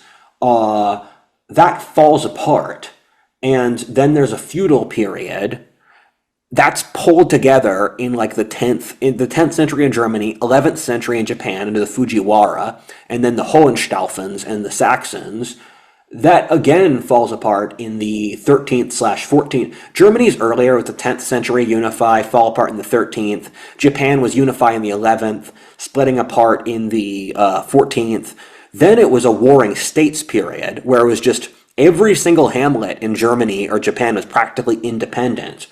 The big difference is here, where the Habsburgs in the 17th century tried to unify all of Germany. But because Germany is in the middle of the map, the French and the Swedish and all those people stopped Germany from unifying. In Japan, that worked, where it would be as if the Habsburgs unified all of the Holy Roman Empire as they tried to, and then enforced the Spanish Inquisition and social conservatism and Baroque economic controls onto Germany, turning Germany into an authoritarian state. What happened instead was that that didn't work, and Germany remained divided into the 19th century. And so you have this period where Germany had all this cultural and economic and technological dynamism that the Germans had shut down. So it would be like if all of Germany was Austria, but Austria wasn't, it's like the Spanish Empire, where Austria had to innovate because it was in the middle of the map, but the Spanish Empire, that didn't work. But still at the same time, Japan had enough development where in the 19th century, even at the same time where the Meiji Restoration, and the Meiji Restoration was the 1870s. Germany unified in the 1870s. So both of them had a rapid social shift where they had a new cadre of leadership who were highly competent, pulled the country together against external threats. Then they industrialized at the same time. And then they tried to introduce sort of like Western cultural technologies like liberalism or the parliament or capitalism. By the time of World War I, they realized they didn't want that. They then became hyper-nationalistic, attacking all their neighbors delusionally, blowing themselves up by World War II, entering into American colonization, becoming pacified by the Americans, having several of their major cities wiped out, and now they're facing like a demographic and social crisis as one of the two worst countries in the world. Germany is one of the countries in Europe with the lowest birth rate, and then Japan's one of the lowest in Asia. So there's a And there's very that strong. connection. There's a I was very just please. no, I was just commenting that you're making that connection. Yeah, elaborate on that. So there's a very strong sympathetic connection between Japan and Germany. And it's widely said that the Japanese are the Germans of Asia. The Japanese get some comparisons to the English, and they get more to the Germans. Is there anything similar there on a like the collectivist honor thing where they're honor and collectivist, and maybe the Germans are overall honor and individualist, but a little more honor and collectivist than the English? Yeah, the Germans are one of the most individualist populations in the world. So I wouldn't want to call them collectivist. You're correct that they're more collectivist than the English or the French. The big similarities I see are that they have the same family structure, and they have a comparable warrior honor culture. And they also have, they've both got either the Wodan switch or the Amaterasu switch, and they also have this like no chill culture. They have One not time. mastered the law of chill vibes, where they like can't calm down. Where in England, the English are very good at calming down. They'll have political crises, they'll sort everything out, they'll build a negotiation. Where in America, we could build a constitution to unify all of the 13 colonies, which had Right. wildly distinct cultures. In Japan and Germany, they wouldn't be able to do that because the way their cultures don't have enough chill. And what is that chill connected to again? Just to I like don't know, man. Like, solidify the connections. We probably mentioned something. Maybe tea time. They don't have tea time. it's just a passive trait. It's like some Yeah. people have chill and others don't. I think given a few years, I could figure out the origins Oh, of. Yeah. well, we talked about rice related to it a little bit, but that's different than Yeah, Germany. the German's not a rice culture. It's one of those things where I'm sure I can figure out the anthropological origins of chill. If you want me to make like an anthropology of chill video on the main channel, like I could Right. probably figure that out in the next year. Who's chill, who's not, and why? I Yeah, want to know. this is the video on how to attain chill vibes. Because like if you're not chilling, what are you doing? But so you have the struggle between the Taira and the Minamoto in the 11th and 12th centuries, because the samurai showed up in Japan and they subdivided Japan, and then the Fujiwara, the emperor. So you had the Fujiwara clan, which seized power. Then you had the Minamoto clan, who also tried, because you had the Bafuku, which sounds dirty, but the Bafuku were the warrior camps where it's military rule. And Japan had Bafuku rule from the 11th through the 19th centuries, where the emperor became a pope-like figure, where he was not consulted for any political decisions. He was just a spiritual head of the Japanese nation. And so you had the shogun, who was this parallel military leader. So families would fight over who gets to be the shogun. And the Fujiwara helped the emperor fight back against the military control. And but then there was some other military stuff. And then the Minamoto were the military dictators from the 11th to the 12th centuries. And Japan experienced a conflict comparable to the Wars of the Roses, where it's just constant noble infighting over the course of a century. That it's just, I don't really find conflicts like that worthwhile to talk about, because it's all this like very particular details of infighting that relate just to that context. And but then by the end of it, where it started in the 11th century, and the final stage of the Taira and Minamoto clans ended in the 1180s, at the same time as the Third Crusade with Richard Lionheart, the Taira finally won, and then they became the ruling family of Japan until the 14th century. And so I guess there's multiple warring shogun periods, because that's the repeated pattern of Yes. Japan, right? You have all the governors, and then they fight for the shogunate, and then Yes. And Japan was basically a military dictatorship, and they went through a process comparable to the European High Middle Ages, where as a general pattern, because one of my favorite historians, William McNeill, he's really good about, he writes in one of his history books, he puts Japan and Europe as parallels because they were operating at the same time, and his thesis is that the locus of Eurasian civilization started in the Middle East and then settled outwards. So he was comparing the far west and the far east of Eurasia at the same time, where the Japanese tended to reach goals faster than the West Europeans. So in the year 800, Japan was more advanced than Europe. But once you get to the High Middle Ages, Europe just, their steam engine just went off. They just went way faster. So by the time you get to the year 1200, Europe is vastly more advanced than Japan. And then the Europeans just kept going faster. Where McNeill also talks about how Japan and England both faced issues where, because their population size wasn't large enough, where by the time of the 15th century, Japan had 10 million people, comparable to Spain's population.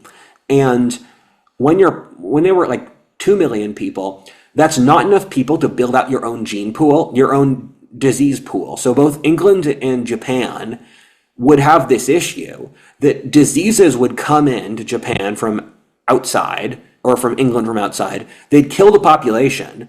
There wasn't critical mass people to sort of gain immunity to the disease in its own specific gene pool, distinct from the population. So diseases would just come in and periodically kill people without being able to maintain internal immunity. And the Japanese passed that threshold faster than the English did, but once the English did pass it, they were able to basically radically surpass Japan in ability to influence the world. That's just a symbol, but it's interesting. right. That's an interesting framework for tracking that. I wonder which other ones you could find, because that's a more common dynamic than people think, where the slower growth curve sets you Yeah, up for a faster yeah. result versus another one which may flatline or fail Because to accelerate. you saw lots of very similar trends between Japan and Western Europe, between the rise of feudalism, the decentralization of the government.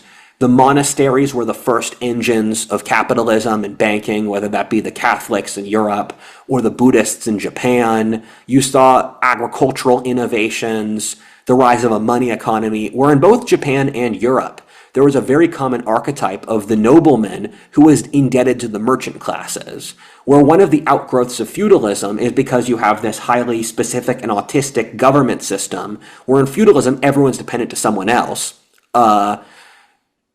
Because that legal system is so well structured, it always creates capitalism. Because the exact same thing, as well on top of the decentralization of power, gives the market enormous power. So the market ended up getting more power in Japan than the rest of Asia, which is what helped the Japanese be able to shift over to Western systems faster, because your ability to maintain a stable property rights government system is dependent on how pluralistic your society is. If you have an independent market, if you have an independent church, if you have freedom of association, and those stemmed from feudalism in both Japan and Western Europe, you can modernize faster because you've already built in the social trust. If you're a society like China where the state has power, in India where the priest class has power, it's harder. But Japan, due to these sort of hollow similarities with Western Europe, had a more pluralist society. But in Western Europe, their sort of economic revolution occurred around the 13th and the 14th centuries. And in Japan, they were playing catch up, where they were only really able to reach the level Europe had after the period of unification in the Edo period, where 15th century Japan was still pretty lightly populated. It was not, they had a market economy, it wasn't the scale, where Japan had to play catch up to what Europe did in the High Middle Ages in the early modern period. Right. So there's similarities, but differences, like you said, in Yeah. scale. Like compared to China, Japan was really decentralized, but maybe compared to parts of England, a little bit less so. Yes. And Where so you had the monarchy which survived until the 13th and 14th centuries, where the Mongols invaded Japan multiple times, and multiple times as well the typhoon or the divine wind, which is the Japanese end of the monsoon, wiped out the Mongol fleets, and the Japanese took that as a sign from God. And when the Mongols did briefly land on Japan, the samurai were able to defeat them, but the monarchy had already been decaying, and so when they tried to muster the military forces to fight the Mongol beachheads, they weren't able to pay the guys who did it. They also got this huge dissatisfied group of men together who then destroyed the Japanese monarchy. And so Japan fell into this period of chaos which lasted until the 17th century. And this is actually like the mythic period for Japan. It actually annoys me that whenever the Japanese have like a fantasy novel or a video game, they're going to set it in the period from the 14th through the 17th centuries. And that's when Seven Samurai is set, it's when Shogun Total War is set, it's when Princess Mononoke is set, it's when Ron is set. Because that's the period when the modern Japanese identity formed. Because through all the chaos of these warlords who again controlled areas like the size of a county, it created chaos that the modern Japanese identity and their obsession with order and with structure formed out of. And it's very similar to the Germans, where the modern German paranoia about external opponents and order and that stuff stems from then being a chessboard of other European powers and losing a third of their population in the 30 Years' War.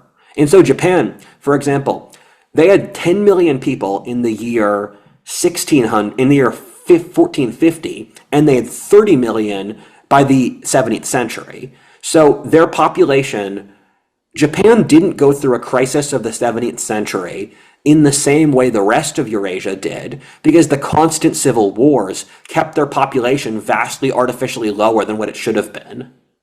right, which delayed their Malthusian trap. Yes.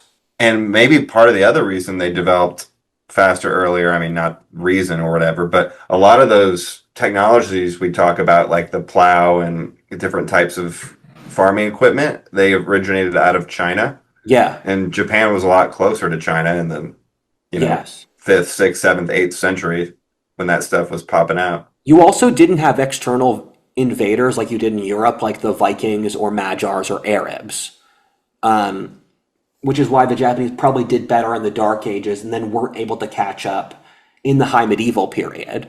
But So in the 14th century, which is a terrible century for everyone, you saw the northern and the southern emperors. This was the only period the emperors were divided in Japan, where the imperial title was disputed in the same way that you had the Pope in Avignon and the Pope in Rome at the same time. And this was a period of just social turmoil inside Japan. That's another interesting parallel. Yeah. And I wonder if did they have this?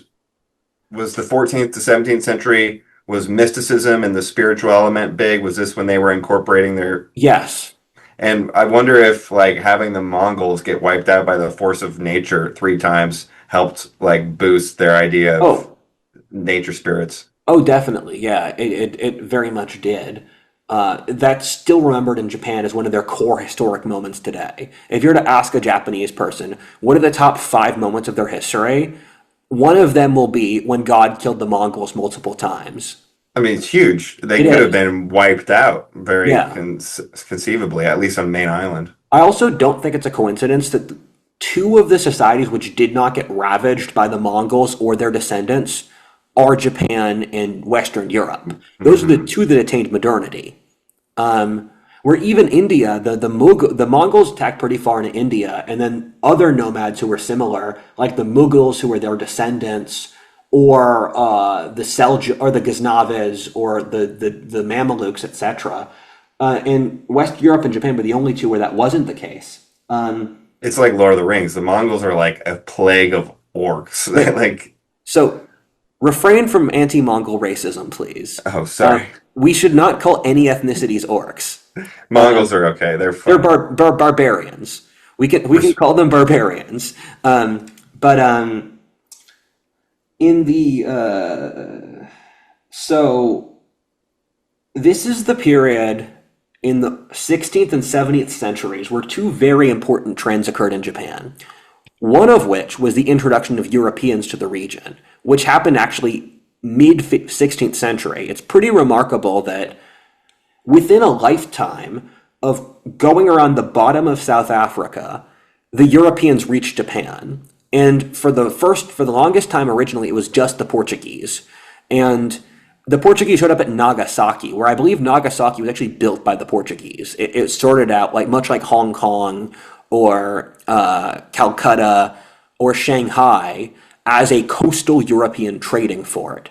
And the local nobleman was surprisingly amenable to the Europeans because he wanted support because he was this tiny hamlet that required European aid.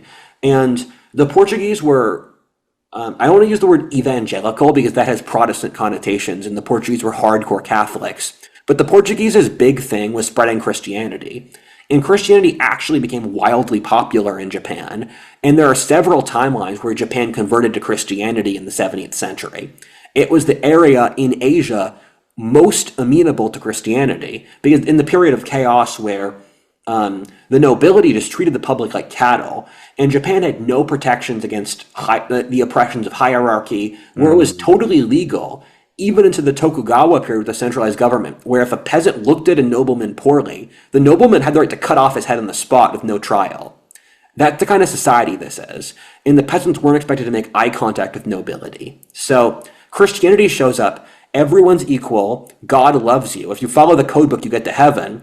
That became very popular with lower class Japanese and even some nobility. And over time, the Japanese weren't so scared about it. But then as the Tokugawa seized power, they literally called Christianity a plague and then radically tried to crush it, where they would destroy any Christian documents in Japan, they would kill Christians on the spot, that stuff. So the Portuguese introduced Christianity, and they also introduced modern guns, which the Japanese figured out very quickly. Because the Chinese invented guns, they hopped over across Eurasia, the Europeans radically improved them, and then they went over to Japan. And the Japanese were the people in Asia who figured out European tactics and weapons the best, where they actually figured out staggered musket fire before the Europeans. They had multiple ranks, some people kneeling, others not them standing, and then they do volleys of musket fire. And they mastered pike warfare like the Europeans did, although they didn't have drill. And then you have the samurai cavalry. So you could make the argument in the early 17th century, Japan had the best military on earth because you're combining European muskets, elite samurai cavalry, and then the ashiga. I believe it's the akigaru or ashigaru in pike infantry. Right. They might be a little behind on artillery or something, but they've Yeah. basically got all the pieces. Yes.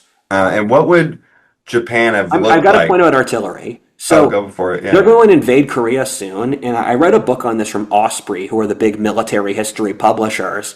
And one of the weird variables here is that the Chinese were upset. I think the Chinese were obsessed with European artillery at that moment in a way the Japanese weren't. So when the Japanese invaded Korea at the turn of the 17th century, end of the 16th century, they mostly had taken in European technology better, but the Chinese had incorporated European artillery better. So they were able to wipe out Japanese armies with their artillery advantage. But then the Chinese lost said artillery advantage in the next 40 years. The Manchu barbarians from the north picked out European artillery and then used it against the Chinese.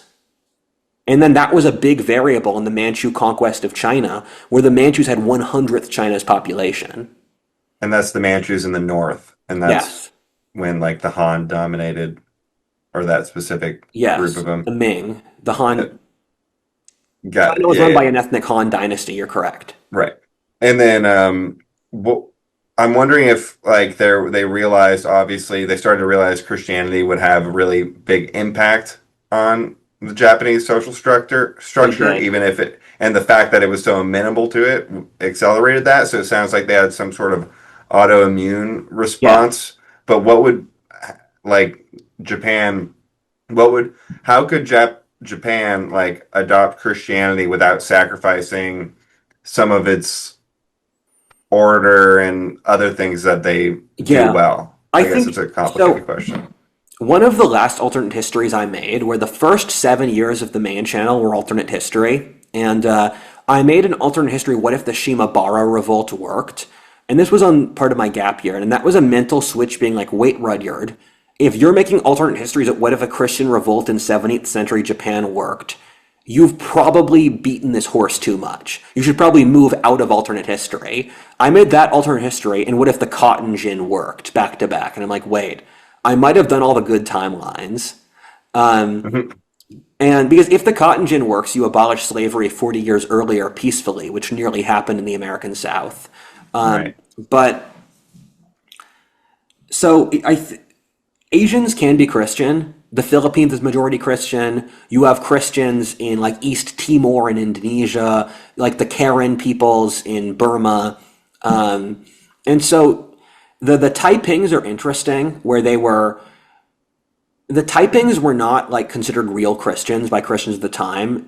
Hong Shu Quan had visions. He was the second son of Christ after talking to a preacher from Kentucky, and he launched a revolt that conquered most of southern China, killing 20 million people. Where if the Japanese became Christian, they would have remade Christianity in a way comparable to how when the Norse pagans converted to Christianity, they remade Christianity. Where Christ on the cross, it's a symbol from Odin hanging from the tree of life.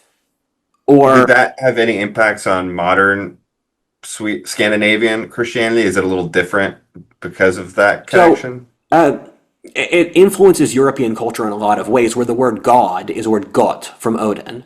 So when they first converted the Germanic peoples to Christianity, they wrote up the Bible in a certain way where they emphasized Yahweh being a warrior god because that's what they respected. They said like they talked about Yahweh smiting the tribe of Moab, and Right, they smite. emphasized or they talked. They didn't have a word for like a lot of Christian concepts. They talked about like the honor of Christ, and they talked about this honor culture prism. And one of the points Spengler makes is he said, Christianity is not innately Faustian. North Europeans are Faustian, and they made Christianity Faustian. Because the North European tradition was constant improvement and constant just overcoming, where original Christianity would appear much more similar to Islam or Buddhism than Christianity. Of course, there is a religious through line and a very strong one. People are still reading the Bible in the same way that Mahayana Buddhism has a strong through line to the Buddha. But when North European populations adopted it, it took on their cultural attributes in the same way that Christianity, if it won in Japan, would have. So they'd put more emphasis on stuff like, I read this book by a Christian missionary on how to communicate Christianity to different cultures. So he said in guilt-based cultures, we understand that we're guilt-based cultures.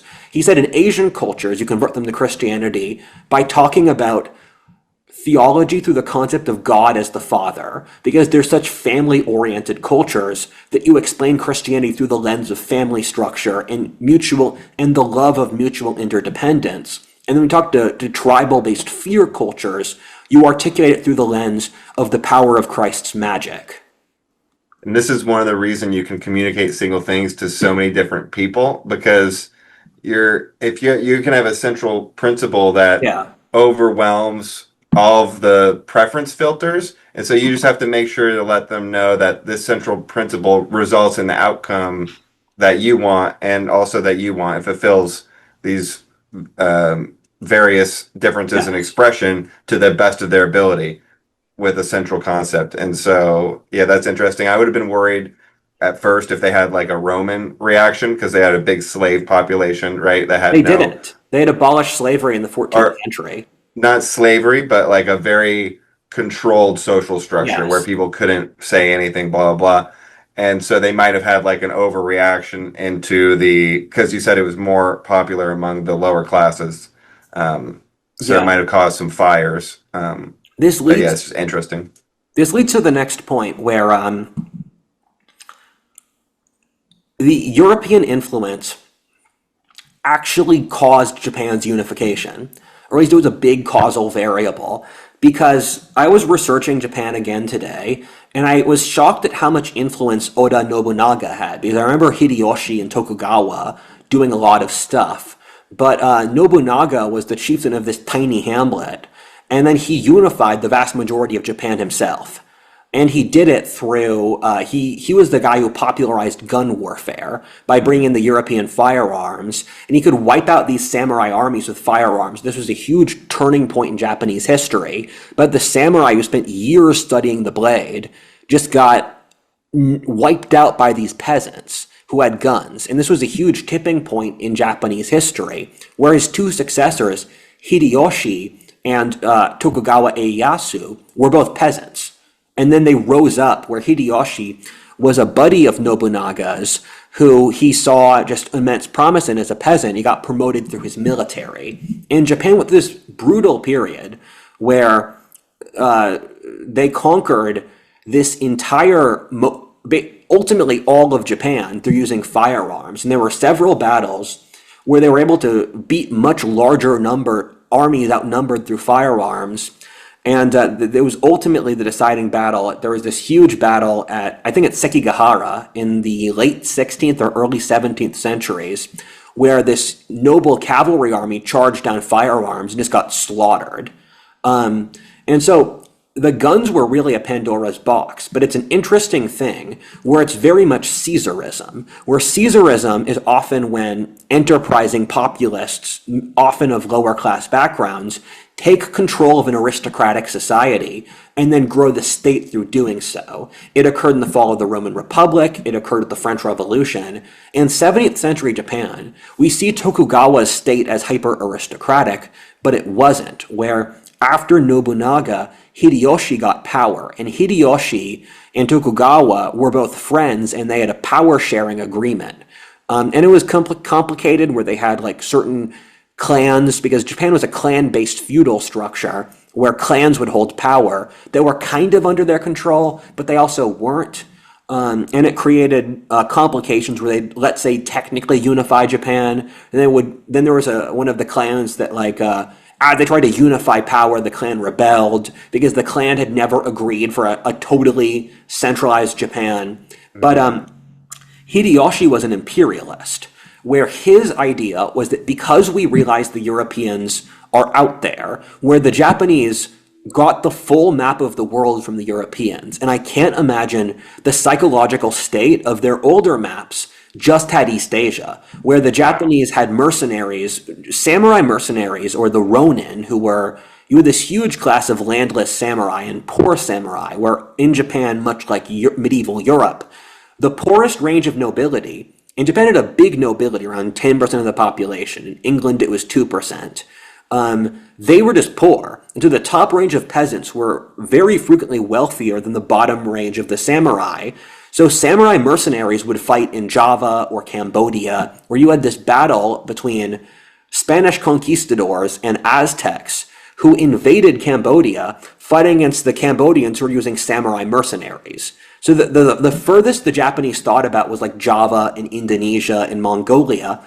The Jesuits, who were the big intellectuals of the first European push into the Orient, they showed them, look, it's the New World. Look, it's Europe. And so you have Japanese explorers who actually went to see Mexico and the Pope and that stuff.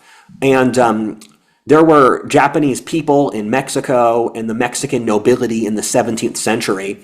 They would buy artisanal Japanese prints. They were the first weebs, which is their big, it was the de jour thing of Mexican noble art. So the Wow. Japanese had this realization in the early modern period, we're part of a vastly greater world in which we are not the most technologically advanced. And Hideyoshi and Tokugawa symbolize two impulses, where Hideyoshi's dream was to use the European technology to conquer all of East Asia. Tokugawa's impulse, which ultimately won, was to utterly shut off Japan from the world. But oh, so they were good friends and they had that really big divide. That must have Yeah. been interesting, especially since Tokugawa picked Hiroshi out of the crowd, right? Yeah, so Nobunaga, who was a nobleman, but a minor one, he picked Hideyoshi as his buddy. When Nobunaga was gone, Hideyoshi took power, and Tokugawa was part of their clique. And Oh, then, got it. and what happened was they had a power sharing agreement, but then Hideyoshi's big thing is he invaded Korea. And this is a really interesting war. The Japanese should have won. They had a marked military advantage over the Koreans, and this is in 1597. Um, and Ming China was in decline, but they were still functioning, and the Koreans were subsidiaries of the Chinese. So when the Japanese invaded, the Chinese were out, they were in West China putting out Muslim revolts. So it took them a few years to move their armies from being Muslim revolts to other side of China to defend Korea, but the Japanese took most of Korea. And the only reason the Koreans won is they had one of the best naval commanders in history called Yi Sun Sin, who did one of those Mm. badass moves ever of shepherding the Japanese fleet, which was like 5 times his size, into a tidal whirlpool stuck between two islands where the entire Japanese fleet got shoved into the tidal whirlpool, wiped out. This one commander wiped out the entire Japanese fleet, where the Koreans even had their own version of ironclads called turtle boats, which were these like sort of submarine boats that were mostly underwater, covered in iron and steel, so you couldn't light them on fire or attack them, with these turtle heads. So he used the turtle boats, these elite ironclads, to shepherd the Japanese into a whirlpool, wipe out their entire navy. As they wiped out their entire navy, the Japanese could no longer supply their invasion of Korea and pulled back. It's a pretty amazing move to bring them into the whirlpool. Yeah, And the weird kind of steampunk elements of the early Asian industrial age are fascinating. it is. I love how the first two boats like that are the Confederates and the Koreans. Like Yes. both outnumbered people at the like beginning of industrial periods. Yeah. And when you're forced to get creative, it's just right on the cusp of being able to do some armored boat Yes. thing. And so Hideyoshi died in the Korean War, and his ultimate goal was to conquer all of East Asia. He was going to start with Korea, but then he ran into Yi Sun Sin, and he was going to invade China. And then the Japanese were sending fleets and men out to the Philippines because they were going to drive the Spanish out of the Philippines and create an Asian empire that stretched down to Southeast Asia. And I've always been conflicted if that would have worked because 40 years later, The Manchus, who had vastly fewer people than Japan, who had a less advanced military, they conquered all of China. But 40 years is a fairly long period of time when it comes to social degeneration, where by 1644, China had so degenerated under the Ming that the Manchus could conquer them. But I don't know in 15, and if people in the audience want to say, I don't know in 1597 if the Japanese could have been able to take down China, or if China was strong enough they would have been able to fight back. Probably impossible to fully take down China because even if you can control the rivers, it's just like an infinite number of people Oh, to. if the Manchus and the Mongols did it though, why couldn't the Japanese? But the Mongols could have done it. They just decided not to kill everybody. The Japanese were using bullets, so maybe it would have been too expensive. Where the Mongols could use a sword for multiple So people. that sounds like cope. The Japanese nearly conquered China in the 40s, but it's one of those questions where, I mean, in 2020, America is in a position of cultural collapse, I think comparable to China in the 1640s. Um, but, like, you look at 1980. If you start a war with America in 1980, America's going to crush you. And so it's interesting that 40 years is historically short, but in a person's lived experience, it could be a completely different thing. And Right. I'm pointing this out how subtle history is. I have this book on famines in China in the 1590s. I just kind of buy books like this just to like, I don't even know, just like throw darts at history, just like, is my dart on 16th century China accurate? Where I pick hyper autistic topics to periodically study to see if like my big picture analysis is Yeah. correct. Hmm.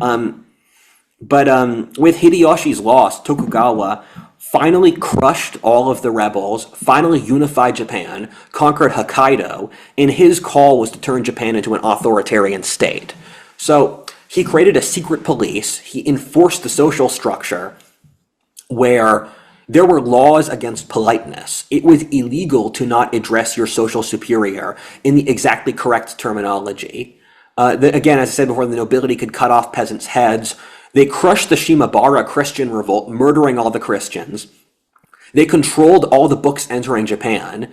He forced the samurai, first the peasants to give up all their weapons, then he forced all the samurai to give up their weapons, shoved the samurai, much like a Louis XIV move, into partying with the parliament, partying with the Hmm. king, spending all their money in luxuries, and then putting them in the bureaucracy. And so what he did is he made this highly stratified social structure where beforehand the samurai were permeable. If you were a smart merchant and if you were a wealthy merchant and you bought land, you would join the samurai. He made the lists. If you're not samurai family now, you will never be a samurai. You must breed with the other samurai in order to basically keep your status. So he created a caste system in Japan and radically destroyed freedom of thought. So all of the books that were published were checked by the Tokugawa administration. Um, and and then Japan turned inward, where there was one port where they could trade with the rest of the world. And any other Japanese who was caught leaving Japan would die immediately. So from the early 17th until the mid 19th century, Japan was utterly disconnected from the rest of the world. It's like they had two fleets to China a year. That was it. And they even turned out the Portuguese for the Dutch because the Portuguese actually wanted to spread Christianity and the Dutch were just in it for money. And so Nagasaki went from being a Portuguese fort to a Dutch fort. So the one contact with the rest of the world the Japanese had was Dutch. But then they wouldn't even share this information with the rest of the world because only the shogun or the military dictator who had the real power rather than the emperor could be trusted with that. Um, and and so they even legalized guns. By the time of the mid 19th century, the Japanese were the best people with guns in the 16th century in Asia, but they had to reintroduce guns in the 19th century and teach their people how to use them again because you were not allowed to have guns for centuries. That is so funny, and there is a weird disconnect in the narrative of the Japanese learning to replicate the guns from the Portuguese, leading into their rapid industrialization in World War II, but that's actually not a consistent narrative. There's like a No. 200-year gap, like you're pointing out. And I think I was being technical on China, I think they would have messed up China Yeah. and been very successful. Um, and if they had done their imperial stage 200 years earlier, they probably would have gotten away with it a lot more than doing it in the late 1800s, early 1900s when Yeah. America was looking at the Pacific. If they had imperialized and conquered East Asia in the 17th century, they would just be England. They'd be hyper technologically advanced, hyper wealthy, controlling a continental sized empire. Um, yeah, it's a real turning point in Japan. You can really see the Amaterasu switch because they Hmm. had one of two options. And both of these options are diametrically opposed. Either you don't even know that the outside world exists, or we're this huge empire stretching from Jakarta to Kamchatka. Because keep in mind, if they have the Eastern Colonial Empire, they could colonize America. If they're having a naval fleet where they're colonizing Southeast Asia and Japan and China, they already trading with Mexico. Nothing stopping them from colonizing the American Pacific Northwest. Oh, right. Literally with population, not even needing a Yeah. war because there's hardly anybody out there at that point. Yes. It's so much earlier.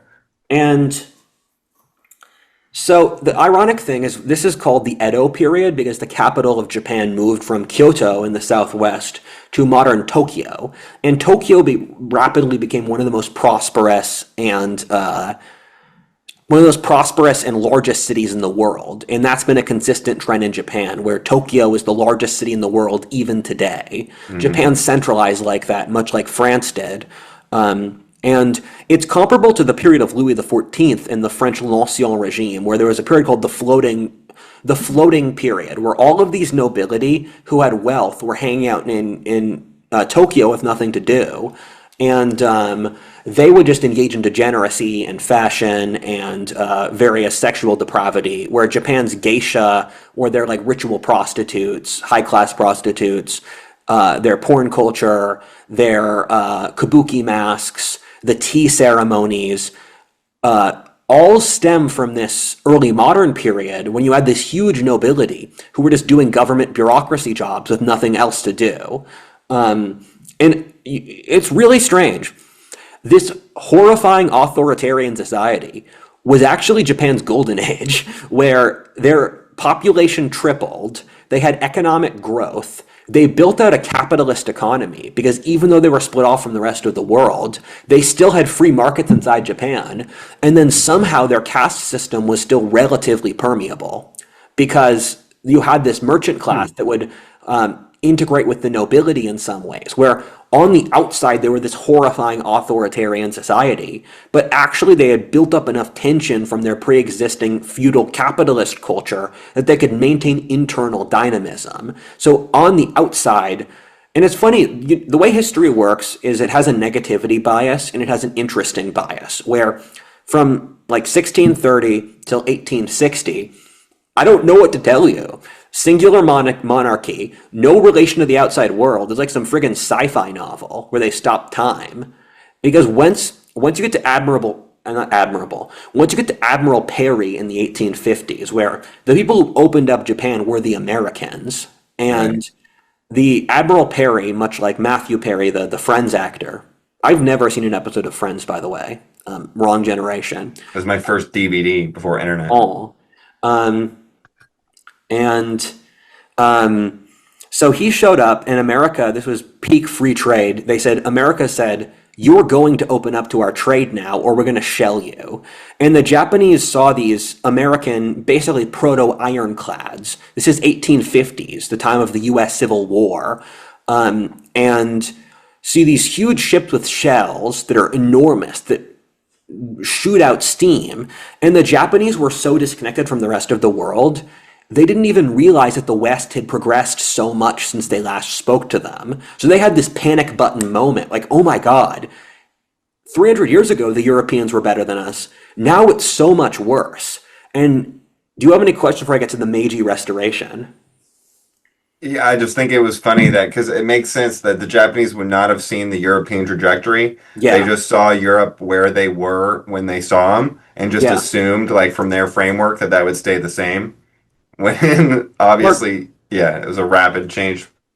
part of what was going on there, there had been a crisis because American fishermen, especially Yankees from New England, this is so cool. They sailed the long way down South America. Then they would trade furs from Canada's Pacific Northwest to China, and then they would hunt for whales in Kamchatka. So American ships would sail around Japan because they were in the Pacific. And Hmm. also they basically owned Hawaii as a puppet state with sugar plantations. Hawaii was their big base. And so American ships would sail around Japan, but they could never actually enter Japan because due to the cultural blockade, which was total. So the Americans saw the edges of Japan, but they couldn't enter it. Hmm. Handfuls of Americans got stuck in Japan, and then the Japanese wanted to kill them off because no foreigners. And the Americans said, no, you can't kill off our guys for accidentally landing on your country. Hmm. And so that was part of the motivation for America entering into Japan. And and so the Meiji It's like a Rest giant sentinel island. it is exactly. Um, and so the Meiji Restoration is you had the Tokugawas who had kind of grown sclerotic from centuries in control. And the Meiji Restoration was mostly an alliance of the lesser nobility and the emperor, because the emperor was the Japanese pope, and he had been sidelined forever, but he had been revered as a god by the Japanese people. And so the emperor pulled the plug, where he's like, "Wait, we need to fix this now. The Tokugawa people aren't ready for this." So the emperor allied with a group called the Lords of the West, which is one of those based historic names. Like if you hear, me and my buddies are the Lords of the West, it was the provincial nobility of Western Japan. They had built up an alliance, and they were pulling on the sort of lesser nobility who didn't have a lot of social status, where, as I said before, Japan's modernization was spurred by the nobility. But they did a really good job where once they seized power, the nobility created a social structure which actually allowed the peasants and the merchant classes to grow. So the Lords of the West did an absolutely incredible job. And once that generation died out is when Japan started to make bad choices. Because the Lords of the West lost power in the 1920s. They were young when they seized power, and they held power for an entire lifetime till they were old. And in the Wow. Meiji Restoration, they installed the emperor as ruler of Japan with the Lords of the West as puppet masters. And they started very quickly introducing Western technologies. Japan was industrializing in the late 19th century. For a frame of reference, Japan industrialized before Russia did, and at the same time as like Germany, like a decade after France. Japan industrialized where the American South did. That's insanely impressive. And the Japanese went to great effort to incorporate Western technologies. So they would incorporate. They learned. They got their. They built their political structures off the Germans and the Russians, who also had imperial systems, where the Japanese had a sort of weak parliament that died out in the 20s due to political pressure. They incorporated their naval structure from Britain, their industrial structure from America, and then their military structure first from France and then from Germany. So the Japanese went through this period. We are going to find the best elements of each Western society and then incorporate it ASAP. It's kind of parallel to their history of being able to quickly adapt and flip to something and copy Yes. something, but this time they were opened up to so many different things. It was like a buffet instead of a Yeah. singular threat. Very much, very much. And it's funny, the way I work as a historian is lots of historians would hyper focus on the 19th century, but because my speciality is in the Middle Ages, it's just a century for me. Um, And like, most people know that one a little bit more. yeah, most historians, they write histories where half of it is after 1800 and half it's before 1800, Yeah. and that's not how I roll. If you understand before 1800, you kind of understand the Yes. last 200 periods better than you could by just focusing on it. Yeah, very much, because you understand the culture and the context. Um, and so Japan modernized, and they had this huge chip on their shoulder from the unequal treaties with the Europeans, where much like China, the Europeans came in and they treated the Japanese with contempt as Orientals. And Europe was sort of unforgivably racist. If you read a lot of 19th century histories, they'll say like the yellow man is incapable of creativity or civilization. The only things they have they learn from whites, which is clearly not fair. China has been one of the possibly the most advanced society in the world for most of human history.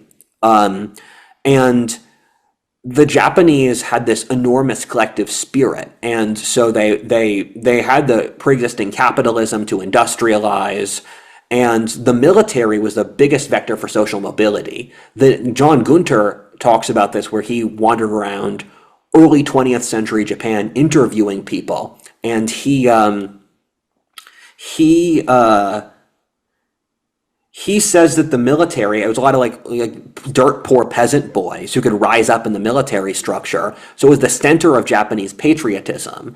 And the Japanese built their school system and educational system to be hyper militaristic and to teach these noble values like Bushido, which was initially a noble thing that trickled down to the rest of the public, or hyper patriotism or hyper conformity.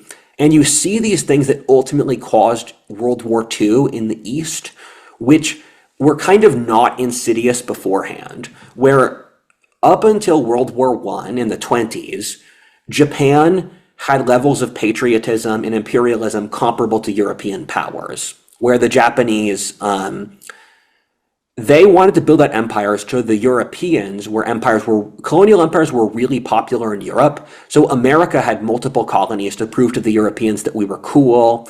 The Japanese did it too, where they took Taiwan from China. They took Korea, made it into a puppet state, which was pretty easy because they modernized faster than Korea. And then they fought a war with China, which was a real upset because everyone assumed China would beat Japan.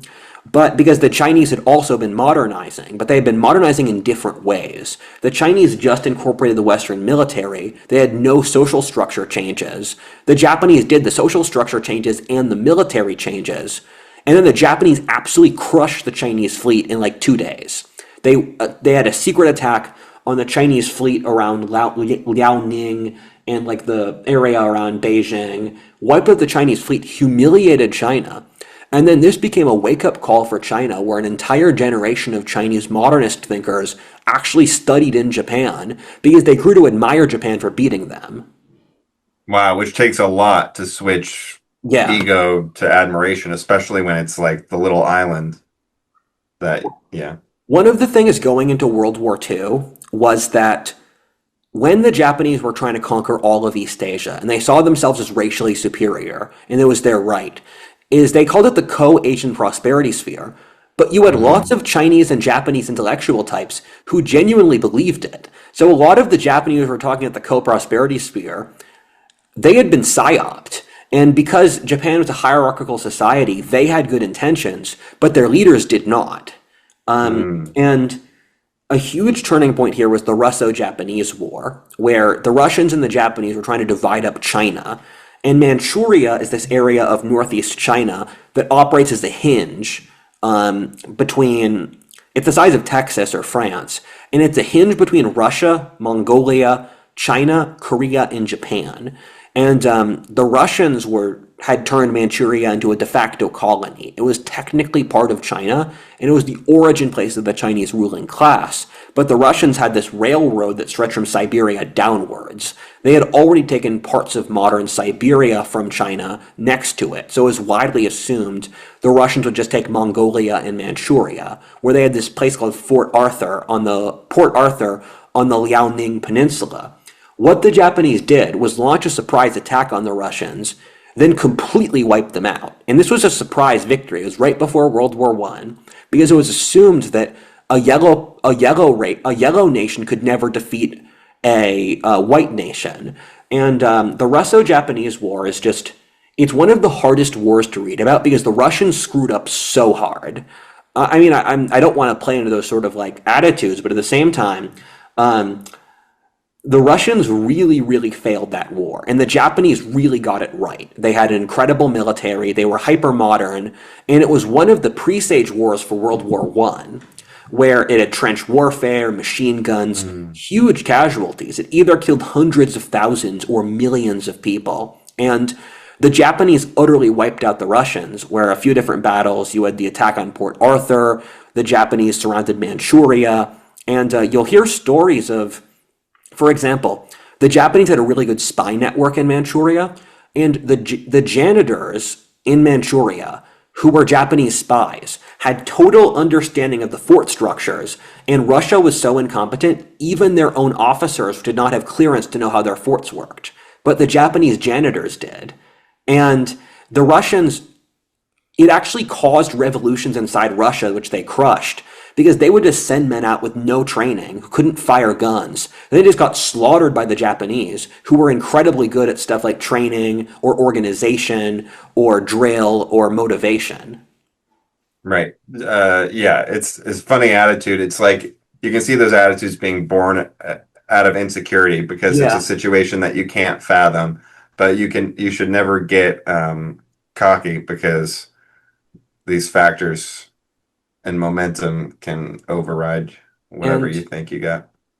with With the Russo-Japanese War, a big battle was the Battle of Tsushima, which is between Korea and Japan. It's one of the tiny islands in the straits between them, where the Japanese wiped out the Russian fleet in a surprise attack. Then the Japanese sailed their Baltic fleet the long way round South Africa to fight the Japanese, where the British blocked the Japanese. I believe the British blocked the Russians from using Suez, and they had to fight in the Far East. And Russia's got two coasts, one in Europe, one in Asia. So this fleet sailed the long way around, and the Russian fleet was better, it was larger. The Japanese still wiped them out. And just think of the poor Russian guys who sailed the long way around, only to be utterly crushed. Yeah, that's brutal because it's Yeah. not really an easy spot to get rescued. Wouldn't want to end up in that POW camp or in the water. So I want to end this video relatively quickly. I don't like it when the videos are over 2 hours, but Mhm. we talked about World War II. I'm going to talk about it a little, but the Japanese got progressively more resentful that the Europeans didn't take them seriously, even though they won at Tsushima and they had their own empire. And also, World War I killed the moral superiority of Europe. The Japanese were part of the Allies. They took tiny little German possessions in places like the South Pacific or Shandong province. And Japan over the 20s, they had a gradual slide into totalitarianism, and it was more so like the rise of wokeness, where it was this hive mind they couldn't turn off, where there was no singular leader, there was no singular mechanism. It's just Japan became more patriotic, and then politicians who stood against it or stood for freedom and liberalism were just assassinated, where it was this hive mind thing. Mhm. Whereas, an example, Japan had a culture where if someone showed patriotism and manliness, you couldn't tell them no. So, multiple times, Japan got stuck in these wars where low level officers attacked a neighboring country, then their superiors wouldn't tell them no for fear of being assassinated or looking bad. So, that happened with China and Mongolia, where they built out this culture where, due to the fear of rejection, they couldn't say no, and then they became progressively more totalitarian, but it was a totalitarianism of the group. When America fought Japan in World War II, we couldn't find a singular Hitler-like figure to really point at to say that this is the guy who caused this, because the emperor was against this. Even a lot of the top leaders, like Yamamoto, he studied in America. One of the top, Right. the admiral of Japan, Yamamoto, said, "We're going to friggin' lose against America. You don't know how big they are and how tough they are." I think he studied at UCLA, and he also, I think he went to Harvard. But he didn't. I don't think he attended Harvard, but he had like some experience there. Um, even as admiral, he could not tell the other Japanese no because the way the Japanese hive mind worked. And so Japan in the 30s fought against China with the Marco Polo Bridge incident. And the Japanese were really smart, where they would shove their troops in their tiny consulates in Shanghai or Beijing, then launch surprise attacks, which is the Japanese thing, to take out the cities instantly. So in 1936, World War II started first in China. The Japanese took out the coastline of China, and they got stuck in this long, intractable war where China had not industrialized. A lot of their men just fought with sticks with no supplies. China was also pulling out of a warlords phase. At the same time, China was so huge the Japanese couldn't take it. This is why I'm wondering if they could have taken China in the 17th century, because they tried to in the 20th. And watch the World War II video for more details. But the Japanese really got bogged down in China, and you should see everything else in China, everything else in the Pacific War besides China, on a pure manpower basis as a side theater, where the Japanese killed 20 million people in World War II, the vast majority of which in China. The rape of Nanjing, for example, where I went to Nanjing, actually, my 18th birthday was spent in Nanjing throwing up. Um, and I didn't go to the War Memorial Museum, which I'm happy about because I was sick. I'm sure it would have had like depressing vibes. I'm sorry for the Chinese people who lived through it, but it's like going. I've never been to a Holocaust. One of the Yeah, I've been to Holocaust. Japanese war memorials on railroads, Australian Thai. Yeah, It's a pretty dark vibe. like I've been to Poland, but I never went to Auschwitz or Dachau because I just don't want those vibes. Like I'm sorry for the people who lived through it. It's just yeah, and so the Japanese fought against China, and towards the end of the war, the Japanese were actually winning in China when they were losing to the Americans. They launched this huge military campaign that killed millions of people, and they were absolutely brutal. They raped hundreds of thousands of Chinese women. They kept Chinese women as sex slaves called comfort girls. And in said military campaign, they punched from the ranks, the middle rank, the middle levels of the Yangtze. China's a friggin' huge country. This would be like if someone invaded America and they fought their way out to Arkansas from the East Coast. They punched down to Guangzhou. They took the coastline. But no, because they fought the Americans, their victories in China didn't work. Where the Japanese were stuck in this double bind, and they took Vietnam because they were sort of allies with the Germans. They didn't really coordinate. Um, and because they took Vietnam, the Americans cut off their oil supply. Japan was totally dependent on foreign oil, and they had Mm. earlier fought against the Russians in a battle everyone forgets called Khalkhin Gol, which Khalkhin Gol is the intersection of Mongolia, Manchuria, and China, where they had a secret battle that killed 30,000 men, which no one heard about for years in the outside world, because Japan and the Soviet Union were both closed societies, where they lost to the Soviets. And this was under the commander Zhukov, who later was the hero of the war against the Russians, the Germans. And it makes you wonder, if the Japanese won at Khalkhin Gol, they attacked Siberia instead, they would carve up Russia with the Germans. Because there was this divide in the Japanese military between the army, which wanted a war against China and Russia, and the navy, which wanted a war against the Pacific. And Uh, Japan had the most division between different branches of the military out of any country in World War II. The navy won, which meant they attacked Vietnam. Then the Americans cut off their oil, and the Japanese leader, or at least one of them, they didn't have a singular one, said this is either decline or glory. And they launched the longest military operation in history from Hokkaido to Hawaii to attack Pearl Harbor. yeah, it's almost like that they flirted around with their liberal stage, but they Yeah. clearly got no respect Yes. from the West, and that's probably part of what enabled the faction that just wanted to like attack out, win Yes. in every direction. And if people are doing that, it makes sense that the branches would fight because the Navy wants to fight where they can fight.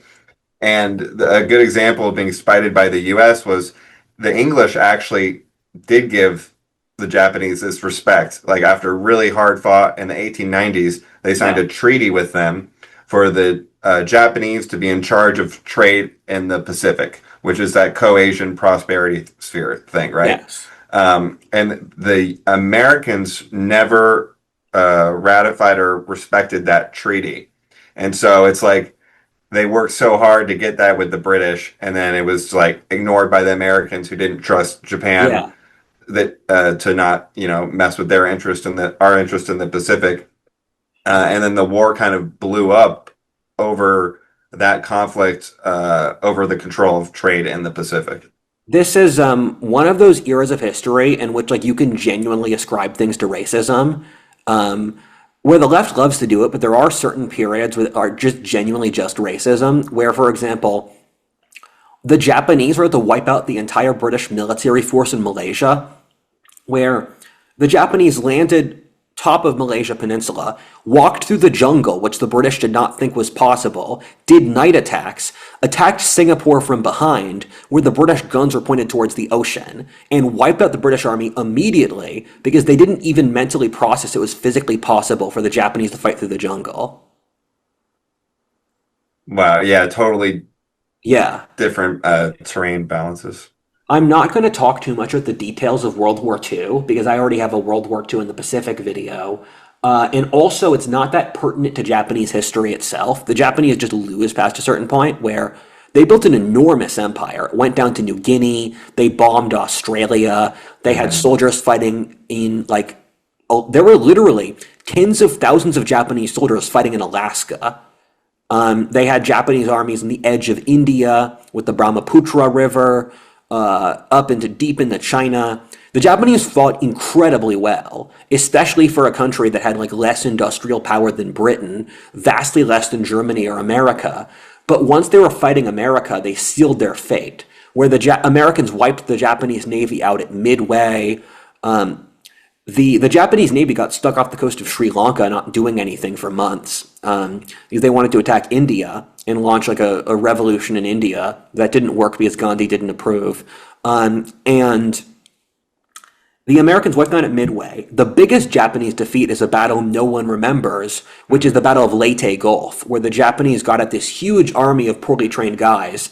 The Americans slaughtered them. The Battle of Leyte Gulf is considered potentially the greatest slaughter in history because the Japanese lost all of the biggest naval slaughter in history, where the Japanese had spent all of their high quality naval troops at Midway. So by the time of Leyte Gulf, it was all these conscripts. America was in the opposite trajectory. Early in the war, we had a tiny navy. By the end of World War II, we had the biggest navy in history. So by the end of the war, the Japanese had most of their land possessions, but America had knocked them back to the Philippines. We took the Philippines back, which was older, our colony earlier.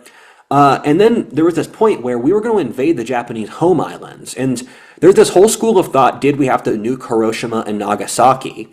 But if you look at the details, people talk about the Japanese being ready to surrender. That was true of the emperor, who did not have power.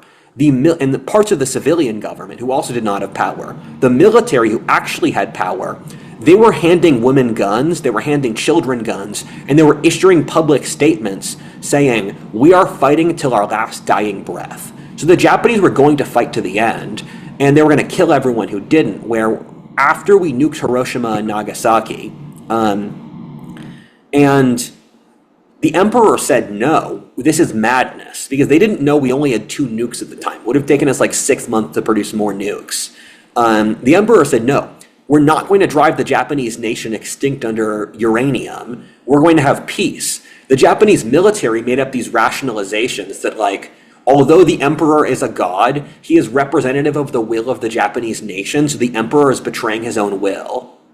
Hmm. And but then they didn't kill him. They're like, we don't want to kill the emperor. The emperor signed peace. Japan became under American governance for a few years into the 50s. Then we gave them independence. We talked about the post-World War II boom already with electronics, and the Japanese were really good at stuff like manufacturing.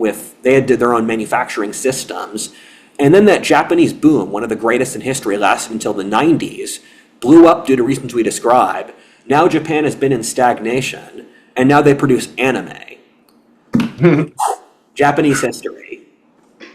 That, and then I guess I'll comment on the World War II Hiroshima one Yeah. because it's like I know there was a split in the leadership, the decision making Yeah. leadership, and their negotiation condition was that the emperor maintained his position, and the U.S. was kind of arguing about that. And then I know after the nuke, there was an attempt by the military part of the military faction to overthrow the emperor because they really didn't want to surrender, Yeah. which is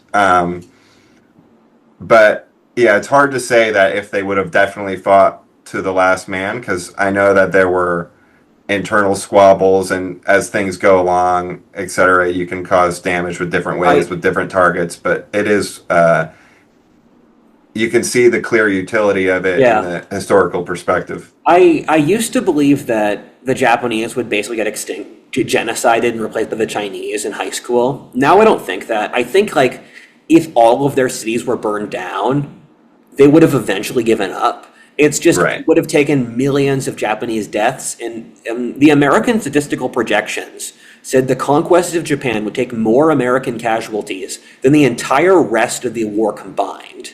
And Well, but that's MacArthur also recommended that they don't invade and don't do the bomb, and that they negotiate, give the Japanese their condition on the status of the emperor because it'll be easier to control Japan through the emperor than if we yes. force them to. So, yeah, there's all those elements too. And I'm also going to be really kind of rude here, but like, I was born in 2001. I'm Hmm. tired of being made guilty for things that occurred 80 years before I was born. Yeah, and that's a big factor in how it's framed. And then I guess from the other position, would you think it was like, because you talk about death and stuff, do you think it was like the sci-fi nature of the atomic bomb Yeah. that is a different mental effect? Yeah, That I think seems to be the argument. it's very much that. We look at 9/11. 9/11 killed 3,000 people. The Hiroshima and Nagasaki killed like 500,000, which is a significant number. It's a human tragedy. It's comparable to the Yeah. American Civil War. Lower than Tokyo, The etc. the Japanese killed 20 million though. I had a Chinese friend where he in Chinese school they were talking about Hiroshima and Nagasaki. One of the Chinese guys stood up and said, "Why did the Americans only drop 2 nukes? They should have dropped way more." No, the Japanese guys, and then So yeah, the Chinese guy other said that. In the oh Chinese Chinese school guy, yeah, yeah, system, the Chinese still hate Japan because the Chinese Communist Party propagandizes them on it. They were yeah. talking about it, and the Chinese guy stood up and said, "Wait, why did the Americans only drop 2 nukes?" Yeah, from their perspective, that was getting away completely Yeah. scot basically easy. So And then, but speaking of China, that we think about what did we have to do to stop Japan, etc., how important it was. But then you think about removing Japan out of China, no matter how horrible they were, created a perfect vacuum for communism. So it's just yes, like disaster all over the place. that is good. Wait, bad. I'm sorry, that is bad. Uh, Yeah, I'm gonna get going. Next week is Imperial China. sounds good. Okay, bye That was a bye. good one. Long